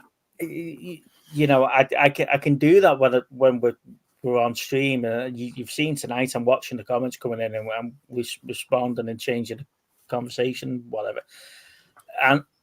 But it's hard for little Steve, because little Steve wants to.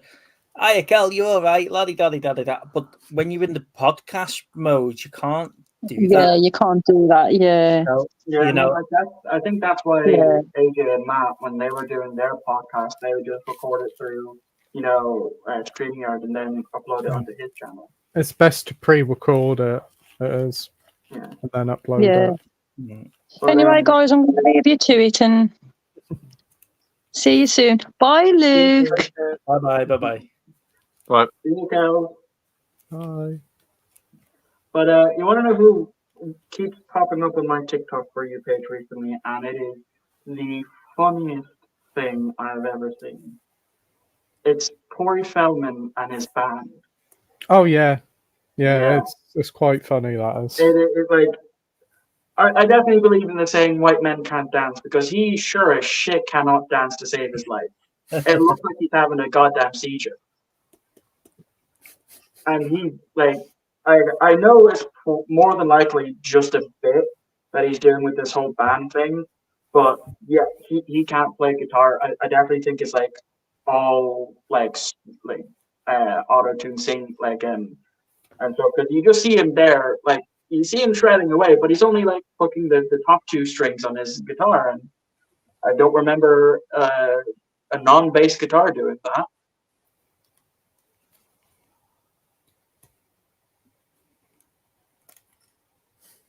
Gone quiet. Oh God's sake! I don't know what I was going to say. Right, I keep thinking something in my head, and I keep it in. And as soon as I'm going to say something, it goes away. This is why whenever I do my live streams, I always you write it on a piece of paper, don't you? Yeah, because anytime I decide to do a live stream, I'm like, okay, I know that for the first 20 or so minutes, I'm not going to get that many comments. So let me come up with 5 streaming topics to talk about, because that way it gets me talking for long periods of time whilst I wait for comments to come in. Sure. So I think for the next stream that you do, I highly recommend doing just that. I will, yeah. Yeah, I've been getting a lot of comments now. Not on here, private messages from different people saying that I lie. That I lied on my last post that I put on of the Blu-ray hunts and the news chat, and I said that Blu-ray hunts will return so and so. People said I lied about that. It's not that I lied. It's just that I've been having a lot of problems in the life that I can't be bothered going down to Mayo Hill and filming it. I've been down there for about 8 months now. To be honest, every time I go down there, it's the exact same stuff anyway. There's no point. To be perfectly honest, if you watch our shows, you know how much I hate our local CEX.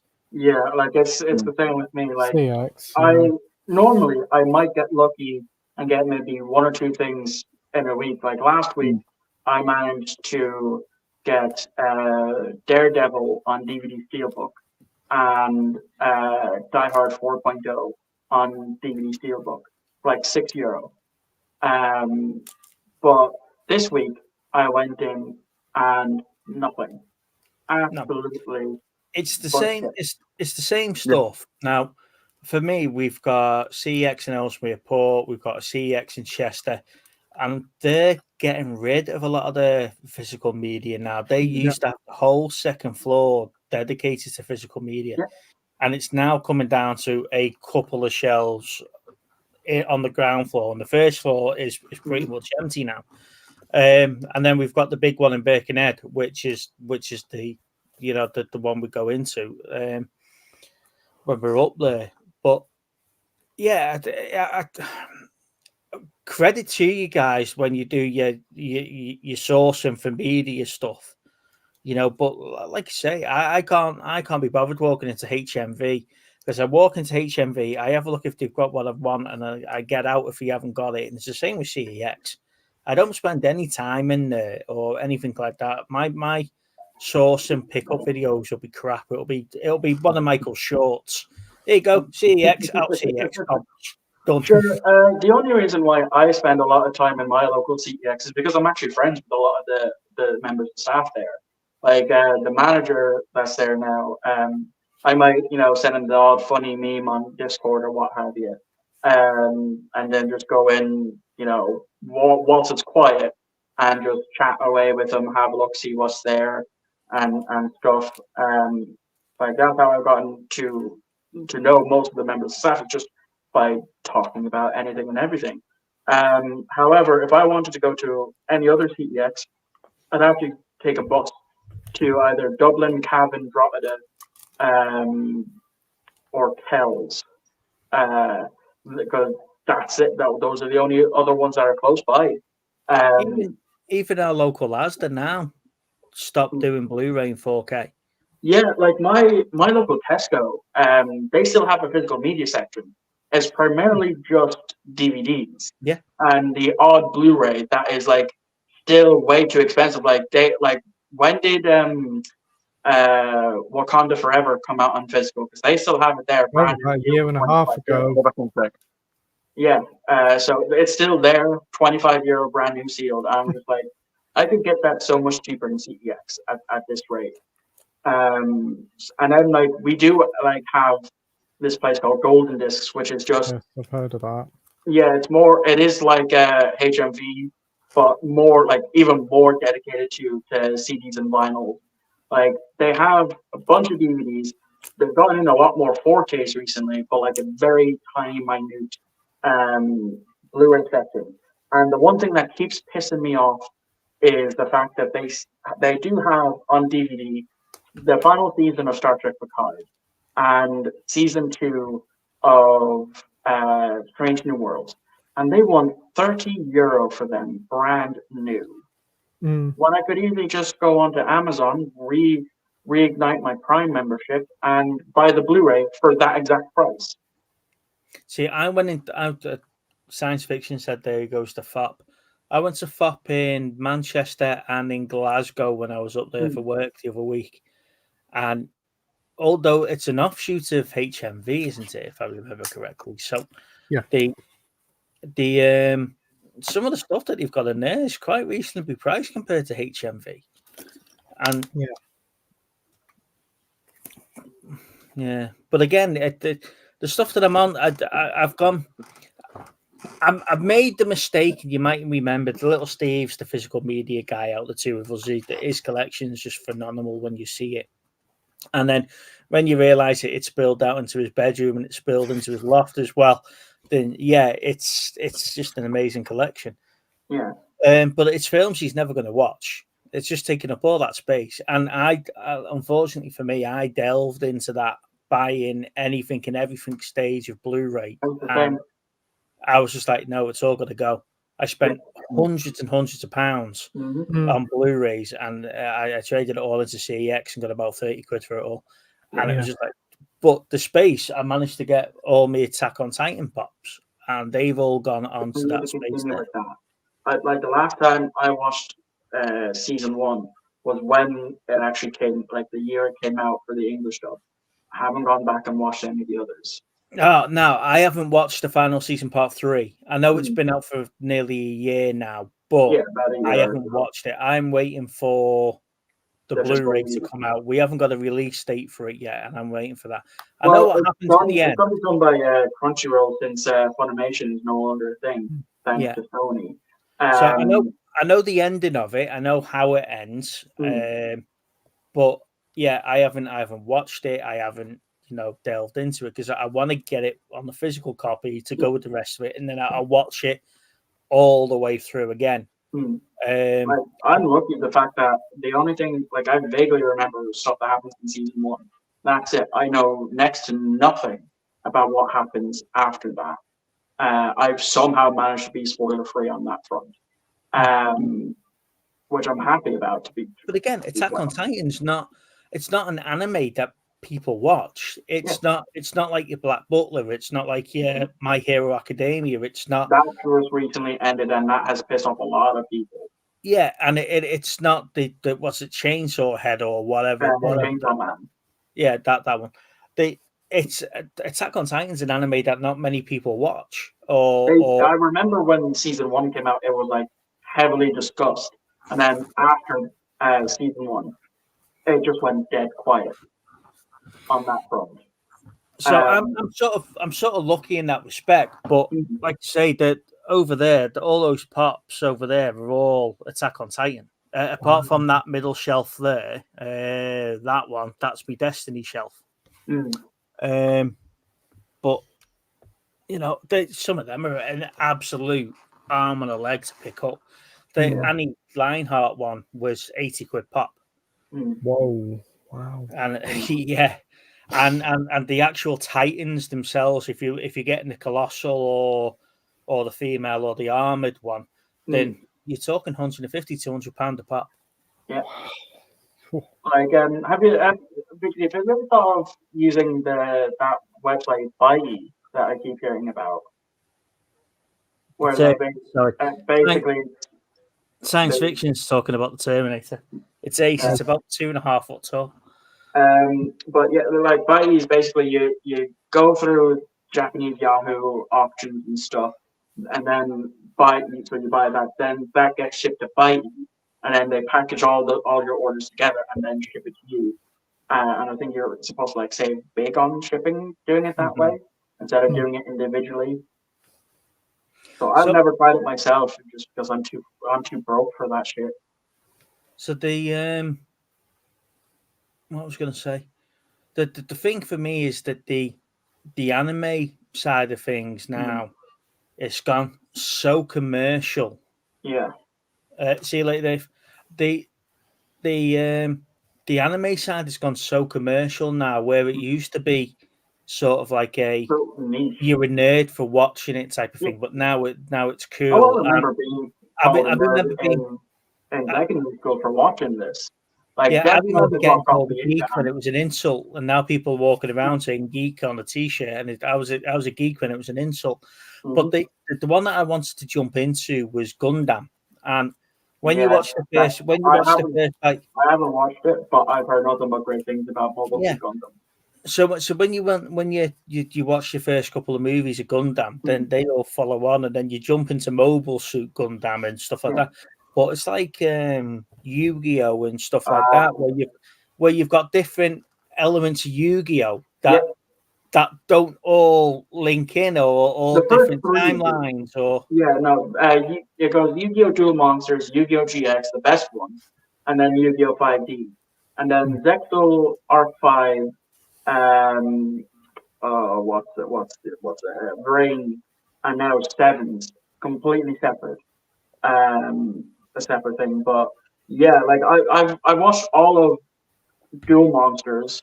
I've watched all of GX, including the Never Dubbed Season 4, and I've watched all of Arc 5, which I really loved. That's what got me into being a Pendulum player. I know it's just gone over a lot of your heads who don't keep up with the Yu-Gi-Oh side of things. But yeah, like hell, even One Piece, like that's over 1,000 episodes now. And even Pokemon, that's even more episodes than One Piece. Well, Pokemon's the same again, though. You can watch a couple of episodes of Pokemon and not realize that they're in different regions, timelines, or whatever. Same timeline, just different regions based on the game. Like whenever a new game comes out, they go to a new region. Yeah. Except now Ash isn't there, which is sad. So the thing with Gundam though is that if you're not careful and you jump between movies or you watch different things or whatever else, the bad guys in one are the good guys in the other. So you're like, I can see what you've done. You've done it so you're seeing it from their version of it, but it's not the same movie. It's not the same sort of and it gets really confusing trying to keep up with it. And so you've got to really be careful what you're doing with that.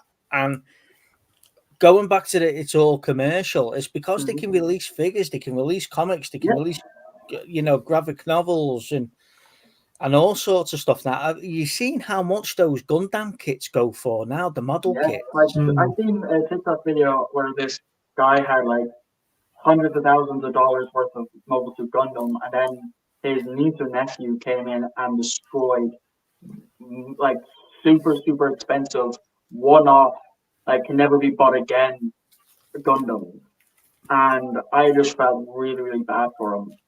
Mike next door, he collects the Gundam kits and stuff like that, and they came back from Japan and he had a spare suitcase just full of Gundam kits. Yeah, like if you're not careful, you could go bankrupt if you go to Japan. Oh yeah.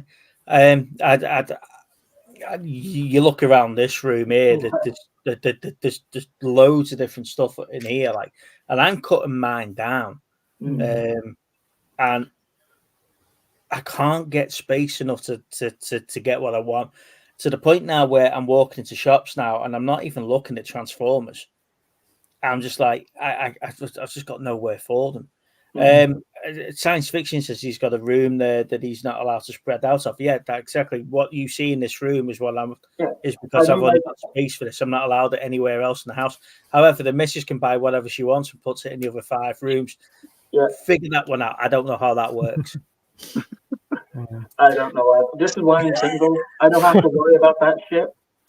I can just buy whatever the fuck I want, put it wherever the fuck I want. But like when I first started, I only had like that bookcase there, that held everything. So I had 2 bookcases, and then last year I started to build this room, and I started to like add posters and toys that I'm interested in. And to be honest, I'm very happy with how it's turned out. Over like within just a year of making this room. However, I have a lot of Doctor Who stuff. I have a lot of other stuff. Not a lot of Star Trek stuff. I like the most I have is a couple of Enterprises, a few of the Eagle ships, a few figures, and that's about it. I really need to get more. I've got to shoot off now. I've got to pop to Tesco. Soon be closed at 10. But thanks ever so much for inviting me on, Luke. Great talking to you, Steve and Mike. It's great to coming on. It's been a blast. You're welcome on our channel anytime, buddy. You know that. Oh, thanks ever so much. Whenever I decide to do it. Have a great weekend, guys. See you soon. See ya. Bye. See ya. Bye. That's an interesting question. That do you think collection is an addiction? Yes. Yeah. And the problem is, right, when we went to our mate's shop, I don't know if you guys subscribe to Only Cool Stuff on YouTube or on Facebook or whatever. He used to have a shop up in Garstang, and when we went in there, he had a Transformer that I picked up and a Bucky O'Hare figure that I picked up, and the Bucky O'Hare figure was £1. And then since then, I went on a bit of a Bucky O'Hare binge, and as you can see, they're all there, including the Toad Stomper, And I searched God knows how long to get all those figures, and I buy one, and that's it. I'm done. I'm hooked, and I've got to go and do it, and go and collect them all. And same with me, Attack on Titan pop. Yeah. That's up there. The GI Joes. Pops up the top. They're all GI Joe. Yeah. And that started because I picked up a GI Joe Funko for £3 at a boot sale. Yeah, like I actually have a video due out on Sunday because on the 11th, it actually marks 3 years of when I started collecting. And it was all because I decided to buy on DVD, I've since upgraded it to Blu-ray, the 2004 Yu-Gi-Oh movie. And then that got me to go buy the other 2 movies. And then that started me going into charity shop and CEX. And then 3 years later, boom, this. Like, I think, like, even though it's only been like 3 years, I still haven't hit the 1,000 mark yet, thankfully. But yeah, I'm still like, I don't think I'll ever be done with collecting. You know, I have certain. I don't think you ever are. It's Like, I have nearly all of modern Doctor Who. The only thing I'm missing now is, of course, the new season. Well, fucked if I'm paying €60 for the Blu-ray. I'd rather pay someone 20 quid to bootleg it. You know, I've got Transformers there that are worth hundreds, and the missus goes to me, "What you doing now?" The worst thing for me at the moment is the Diamond Select statues. Yeah, I've heard great things about Diamond Select. Yeah, I'm making room on my shelves now so I can buy the Diamond Selects. Now I've got a couple of the Marvel ones, and I've got a DC one, and I've got a couple of the gaming limited edition statues, you know, for Halo. I've got them. Now I'm looking for the Transformers ones. Now I can get them online. They're like 200 quid a statue because they don't do them anymore. They haven't ran them since 2007. So to get them, that's where the money is. Yeah. And this has all started because B&M had them in their store for 20 quid when I picked up the first one. And I was like, you know what? That looks really, really nice. Yeah. And then I've cleared the whole unit out and I've filled it full of statues and whatever else. Some of them are expensive, some of them aren't. But again, it's just because I saw something and I've picked it up and then I've gone, do you know what? I want more of them now. And it is really addictive. And this is why I've stopped going boot sales, because if I see a box of figures for 50p, that's it. I'm buying the box. Yeah, I mean, regardless of what's in it. These two things, these were like 50 cents each. I was like, I can't pass those up. I've been wanting a Spider-Man, and I'm sure I can find a Black Power Ranger at some point to go with this sword. Who knows if I'm going to start buying more Transformers now. Like even VHS, like that's something that I wanted to start getting again. I got 1 or 2, and then I started to see them out more and more. I'm like, oh, this is something that I liked as a kid. Let me buy that. Or this is something that I might want to watch. Like say if I decide to do as a movie review, or say The Godfather Part 2, instead of watching my DVD copy, I might just stick in the VHS copy that I have and watch that. And like every time I specifically go out kind of looking for VHS. Like if I see it and it's there and it's cheap, I'm like, yeah, okay, I'll probably buy that then. Yeah. No, Luke, you're new to the game in a sense. What where are you at with your collection? Because like you say, you're actively sourcing at the moment, aren't you? You're buying stuff, you're doing your content on it. Where do you see your collection go? Because you must be like us, you must be strapped for space in a room and you can't get out around the rest of the house until you move out. Where were you looking at taking your collection, and what are you looking for at the moment? I've said this to loads of different guests. They asked me this question. I only buy now, not only just superhero stuff. I do buy superhero stuff. I buy a lot more superhero stuff than I do other films. But I only buy films that I enjoy. Any films that I don't enjoy, unless I see it for like £1 or something, then I'll pick it up. But I won't pay 15 or 25 or 30 quid on a steelbook just to unwrap and show on the channel. I don't do that. Yeah, like because it's not worth the money of just getting something off if you don't like the film and then watching it. I mean, sometimes I watch the film, don't enjoy it, watch it the second time, then I do enjoy it, then I get it on Blu-ray or something. But I never get anything on 4K unless it's a superhero film. That's the only thing I get now on 4K is the superhero stuff on 4K. When I started collecting, I was, I'd buy a movie on DVD, and then say if I found the Blu-ray, I'd immediately buy the Blu-ray to upgrade it, and then so like I could have wasted like maybe €1 or €2 or Yeah. slightly more on the DVD, then just spend even more on the Blu-ray just to upgrade it because it's here, it's Blu-ray. I want to add more Blu-rays to my collection because that is something that that also kind of kickstarted this me collecting was because I had like a very minuscule Blu-ray collection. I was like, I really want to get more Blu-rays, and so I was always like trying to focus on getting Blu-rays, when they were cheap enough, and now it's like I think I have like nearly 300 Blu-rays, not including TV shows, just for movies.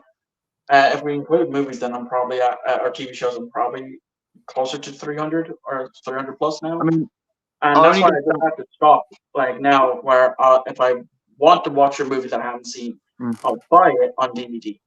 When I eventually get around to it, I'll watch it and think afterwards, I'll think to myself, would I want to watch it again and would I want it on Blu-ray? If the answer is yes, then I'll go and source the Blu-ray. If the answer is no, then I'll just either, if I can trade it into CEX, I'll trade it in. Yeah. Or if it's one of those €1 movies, it'll just go in the bin. I mean, I only got that. I've only got that one now. Only because I need the second one. Even though I have the first one on 4K, I only need the second one. I saw that in at the car boot for I think it was 50p. I think 50p. Did your mommy pay for that as well? Mommy.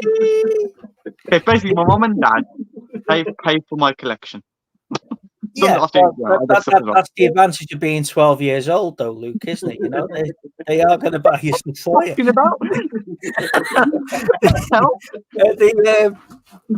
Yeah, I mean, as I said, I only get stuff.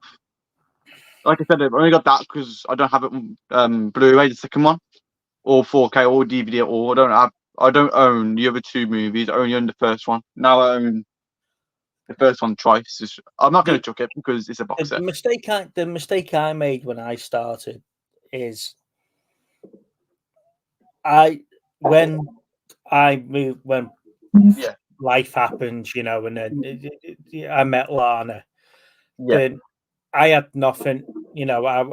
Me in a flat. I had me telly on the floor, and I had the sleeping bag and whatever else. And then obviously you start building up stuff. And then when I met Lana, we started building a home together, etc. And when I started my collection and getting stuff back, I started picking incomplete stuff up, figures with no weapons and stuff like that. And I wish I hadn't started at that point. You know, I wish I just took me time and got the bits that I wanted complete, because you find that you spend more getting a weapon for a figure than you do actually buying the figure, you know, because of that particular reason. I mean, like look at the some of the accessories for Doctor Who. I think it's like a tenner just for like a little itty bitty sonic screwdriver, just because I've lost mine from when I was a kid. Yeah. So I think going down that route, and if anyone's looking at starting collecting stuff, be particular about what you pick up. Yeah. You know, and I used to love rummaging in car boot crates, and some of my more expensive Transformers I've got from car boots. So I'm not saying don't buy from car boots. What I'm saying is be particular about what you're picking up, because sometimes you can, you know, pick stuff up that's broken or the limbs are loose or whatever, and unless it's free, and it's no good to anyone at all. And you know, I'm just looking there what I've got. You see that Triptychon up there? That Triptychon. You know, I've got Metroplex. I've got Triptychon. I've got Sky Rain. You know, the big Transformers. And they make a good part, but they're expensive. Let me see if I can get them off the shelf without breaking them.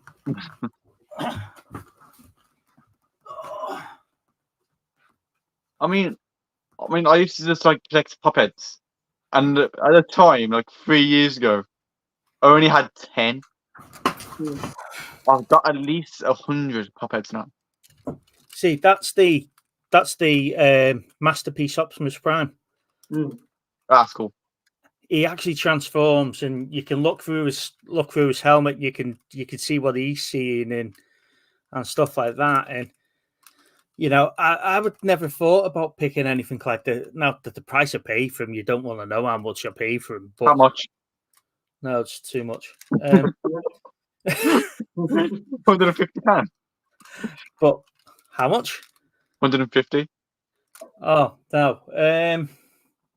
I'm joking. 110, 120 quid I pay for him. Jesus, living Christ. Yeah. There's a couple up there that were a couple of £100, but don't tell Lana. That's not gone live on the internet, has it? We'll edit it out when that goes live. You know, and but just talking about the Diamond Selects, this one, I know this one's not a Diamond Select, this one's a numbskull. But he was 120 quid. That was £112 Jesus. for the stack. The stuff you buy is brilliant. The stuff you buy. But look at the artwork on it. Look at the paintwork. It is brilliant, but I wouldn't pay that. Like, if I were to collect Transformers, I'd want them to actually be able to transform, so I can either display them in robot mode. He does. Yeah, but I wouldn't fucking pay £120, £130 for it. My mum says you've got no chance of me buying that for you, Luke. I don't want it. You got no chance of her paying for anything anymore, so you may as well go get that paper route job. I just got a notification from Google about D23 and Marvel, about what's being announced now. Now, we've got two things that have been announced and are confirmed by Kevin Feige. One is a Wonder film that's scheduled to come out in 2028. And then the other one is the TV show, Vision Quest, which has been confirmed before, but is now coming out 2027 or 2028. They haven't confirmed, but it is happening. Do we really, like, as much as I've been wanting that Vision TV show, like, at that point it's going to be 8 years since WandaVision. Are people really going to give a rat's ass at that point? I mean, I think people are thinking though now is that because it's taken that long and it's been that long since you've seen Vision. We haven't seen Vision now for about a good 3 years, getting on to nearly 4 years of not seeing Vision. People, that's why they're making this. Oh God's sake, what's it called? The TV show of Vision Quest, so that then you can know what he's been up to in them 4 to 5 years. But it's true. You're saying that, Michael. I mean, people are losing interest on them characters now. You haven't seen them for a long period of time. Big Steve, what's your thoughts on it? What? Oh.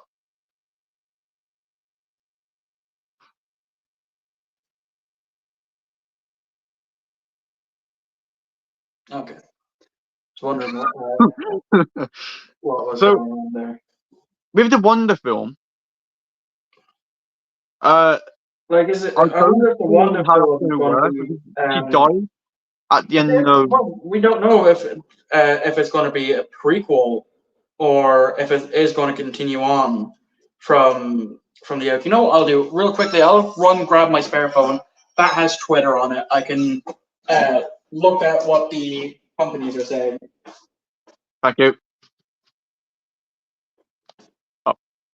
Now you're back. You left for nothing.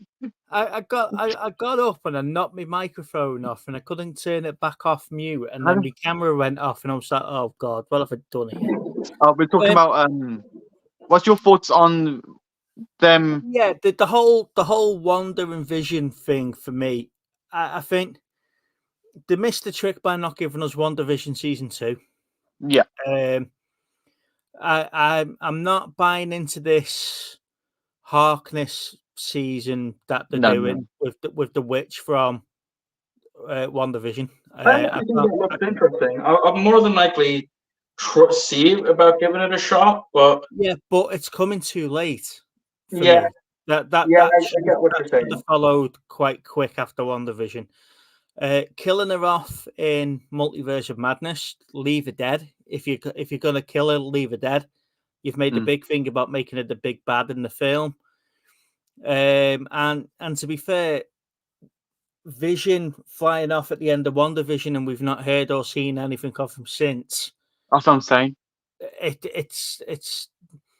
I mean, what I think it is with Vision is that okay, yeah, I liked him from Age of Ultron and up until WandaVision.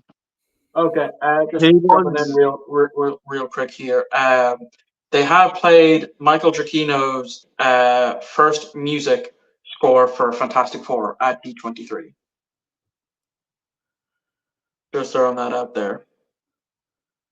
The Vision thing.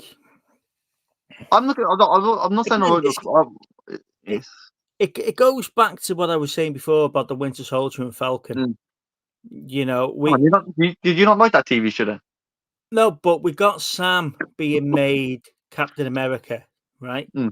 And then we see him handing the shield back, and then we see him getting the shield back at the end of the series or whatever else. He's took the mantle back on as Captain America. But that's it. We haven't seen or heard of Sam for God knows how long now either. He's not even been mentioned in any of the other series as a throwaway line either. As he how's Captain America getting on? Don't know.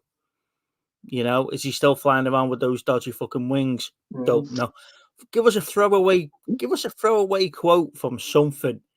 Remind people he's still there. So everything I don't get with Sam Wilson being Captain America, if there was ever one to bring back, because really you think about it, Chris Evans is the only one who could return out of all of them because he's still in the past. He could just time jump back into present day. Sure, he was supposed to actually appear in Falcon and the Winter Soldier as well. But he never did. Yeah, because they didn't win. Because instead I had Sam, or what was it? What was it before Sam? John Walker, wasn't it? John Walker was Captain America instead. But what I think they should have done, okay, John Walker he was brilliant. I think they should have left him in it, but have him be someone else and have Steve come back from the past in the present. He's gonna be Walker's coming back. He'll be the bad guy in the Captain America film. No, because he's got the newest version of the soldiers of the he's good now, isn't he? So he'll come back as a bad guy, and you can see that in him. I mean, he's going to be in Thunderbolts. Yeah, he's in Thunderbolts. Yeah. So I've been scrolling here on my Twitter, and I haven't seen any of the big three that I follow mention the Wanda and Vision being announced yet. So I think right now, like, the most they've done is the Fantastic Four one. So I don't know if I just need to scroll down on their personal Twitter pages to see. But the most I've seen, like I said, was the Fantastic Four bit, and that's it. I mean, with the Fantastic Four, what they should have done, instead of having Pedro Pascal playing the part as Mr. Fantastic, don't you think it would be better to pay him have him as Doom? Yeah, but I think the reason why they've gone with Robert Downey Jr. is because he's a big draw name attached to Marvel, isn't he? And to me, they've missed a trick there. If you're gonna have him come back as Iron Man, but in flashbacks, in the next Spider-Man movie, have him talk to Peter Parker about stuff that we've never seen on screen before. How to get an erection in the Spidey suit without it showing. Stuff like that. Because he's a teenage lad. It's bound to happen at some point, isn't he? He's going to rescue someone with big tits, and next thing you know, he's got a boner. It's going to happen, right? I mean, the only thing I don't get now about I don't know. That's the shit I'm expecting from Marvel going forward. If the latest phase is anything to go by. Yeah. No, I think what people are thinking about Marvel is that when if even to hear about the characters that we all enjoy and we all want to see again, and they're all back. I mean, that's like, I mean, they're talking about, Secret Wars, that they're all coming back in sequels. That's literally like 2029. That's years away. People don't know about it until 2029 to see the best characters. They want them like straight away next year. But it's just They telling want us to see now though that everyone's you've going got to 4 see years. down. I mean, It's just saying that you've got 4 years and at least 8 films and 8 TV series of nothingness. I mean, they're saying now that Deadpool Wolverine, the new film. They're saying that them two now return in Secret Wars.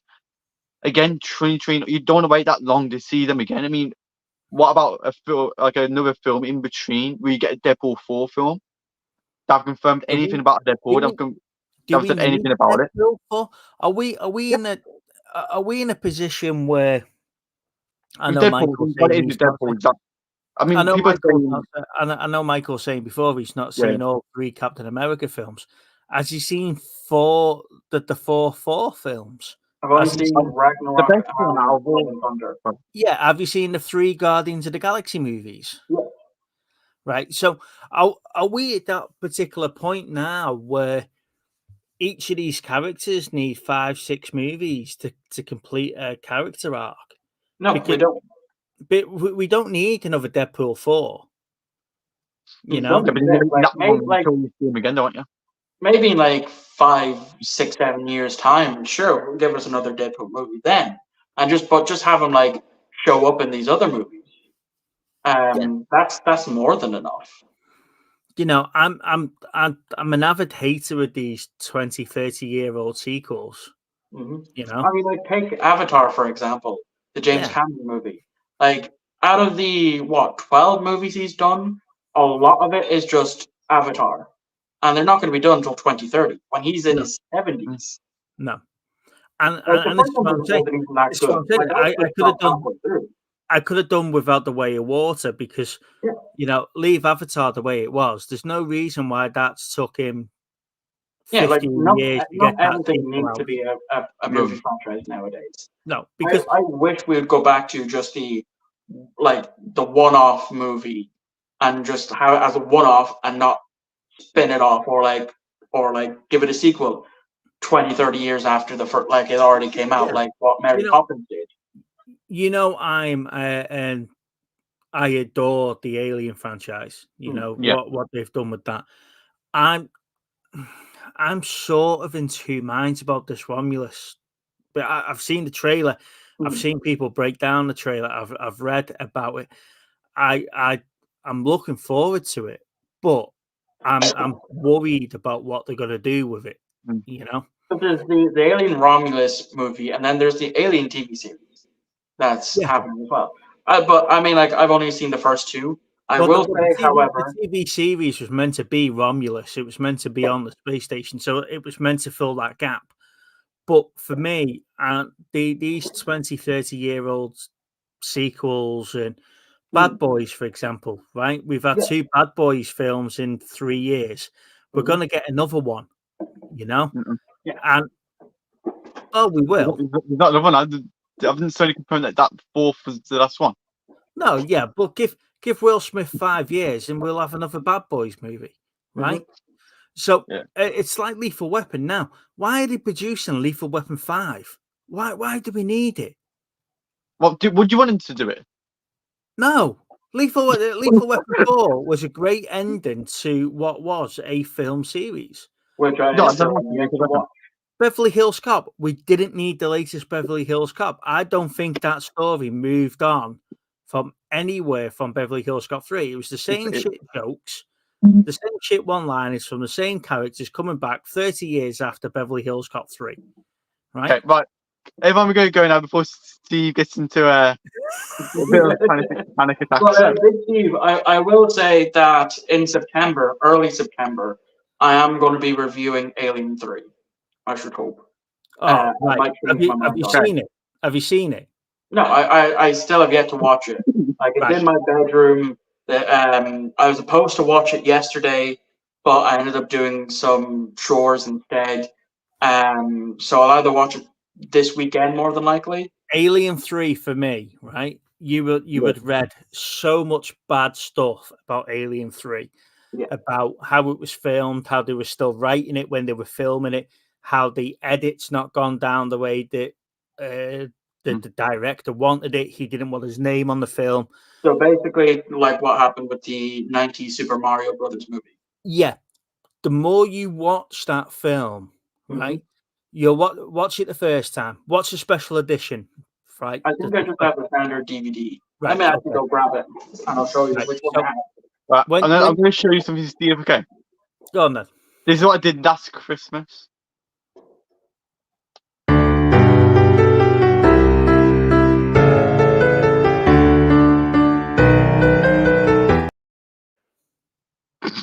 You fucking play Christmas music. I did my own official music video. You can go back and watch it. No, wow. No, it's not. Fucking August, Luke. I'll tell you now. Christmas music. Hope you have a wonderful time. Well, to go back to Alien 3 before we start talking about Santa Claus the movie, right? So this is the I'm going out. Guys, thanks for joining the stream. Thanks to Big Steve and Michael for joining the stream before Big Steve has a panic attack and keeps saying that everything's crap. No, we were actually going to get to a really good point on Alien 3. Yeah, because I've heard nothing but bad things about it. I need to go off 4%. I met Trash Picture Show. He's the one who's been I've seen has given lots of love for the film. The more you watch it, the more you watch Alien 3, watch it the first time round, and then leave it a couple of days and go back and watch it again, because the more I watch it now, I've grown older and I appreciate that the film is a lot better than what it says. I know sci-fi saying the Alien 3 shit. It is at first, and it's not as good as the first two, but it grows on you the more you watch it. It does grow on you. Resurrection, don't go past Alien 3. I was gonna like I did with the Rocky series, the Terminator series, the Predator series. I'm watching it all. Even Die Hard, I'm gonna watch it all. Oh, the 6 Die Hard films. Yes. See, Luke, this is why you should have ended the stream 5 minutes ago when you was going to. Yeah, but you can say, "Oh no, don't end the stream, Luke. Don't end the stream, Luke. Don't end the stream, Luke." Well, you've not said anything for the last hour and a half. Yeah, I've been on carrying the stream, Luke. I'm going to talk to you two in the backstage. You don't have the balls to do it. Trust me, I do. No, I don't. Okay, no, I don't. No. No, you have the balls to do it to your mother and anyone else that isn't me or Big T. Thank you for everyone joining this stream. Sorry, I've been boring you for the last hour. Later, please. Thanks for keep coming on, Big Steve. Like sometimes, I guess. Thanks for Michael popping on. And yeah, who else? Oh, and Leaves us to pop on, but he didn't. I don't know why. But I need to have a talk with him. So yeah, thanks for popping on. I'll see you on the next stream next month, very soon. Bye bye.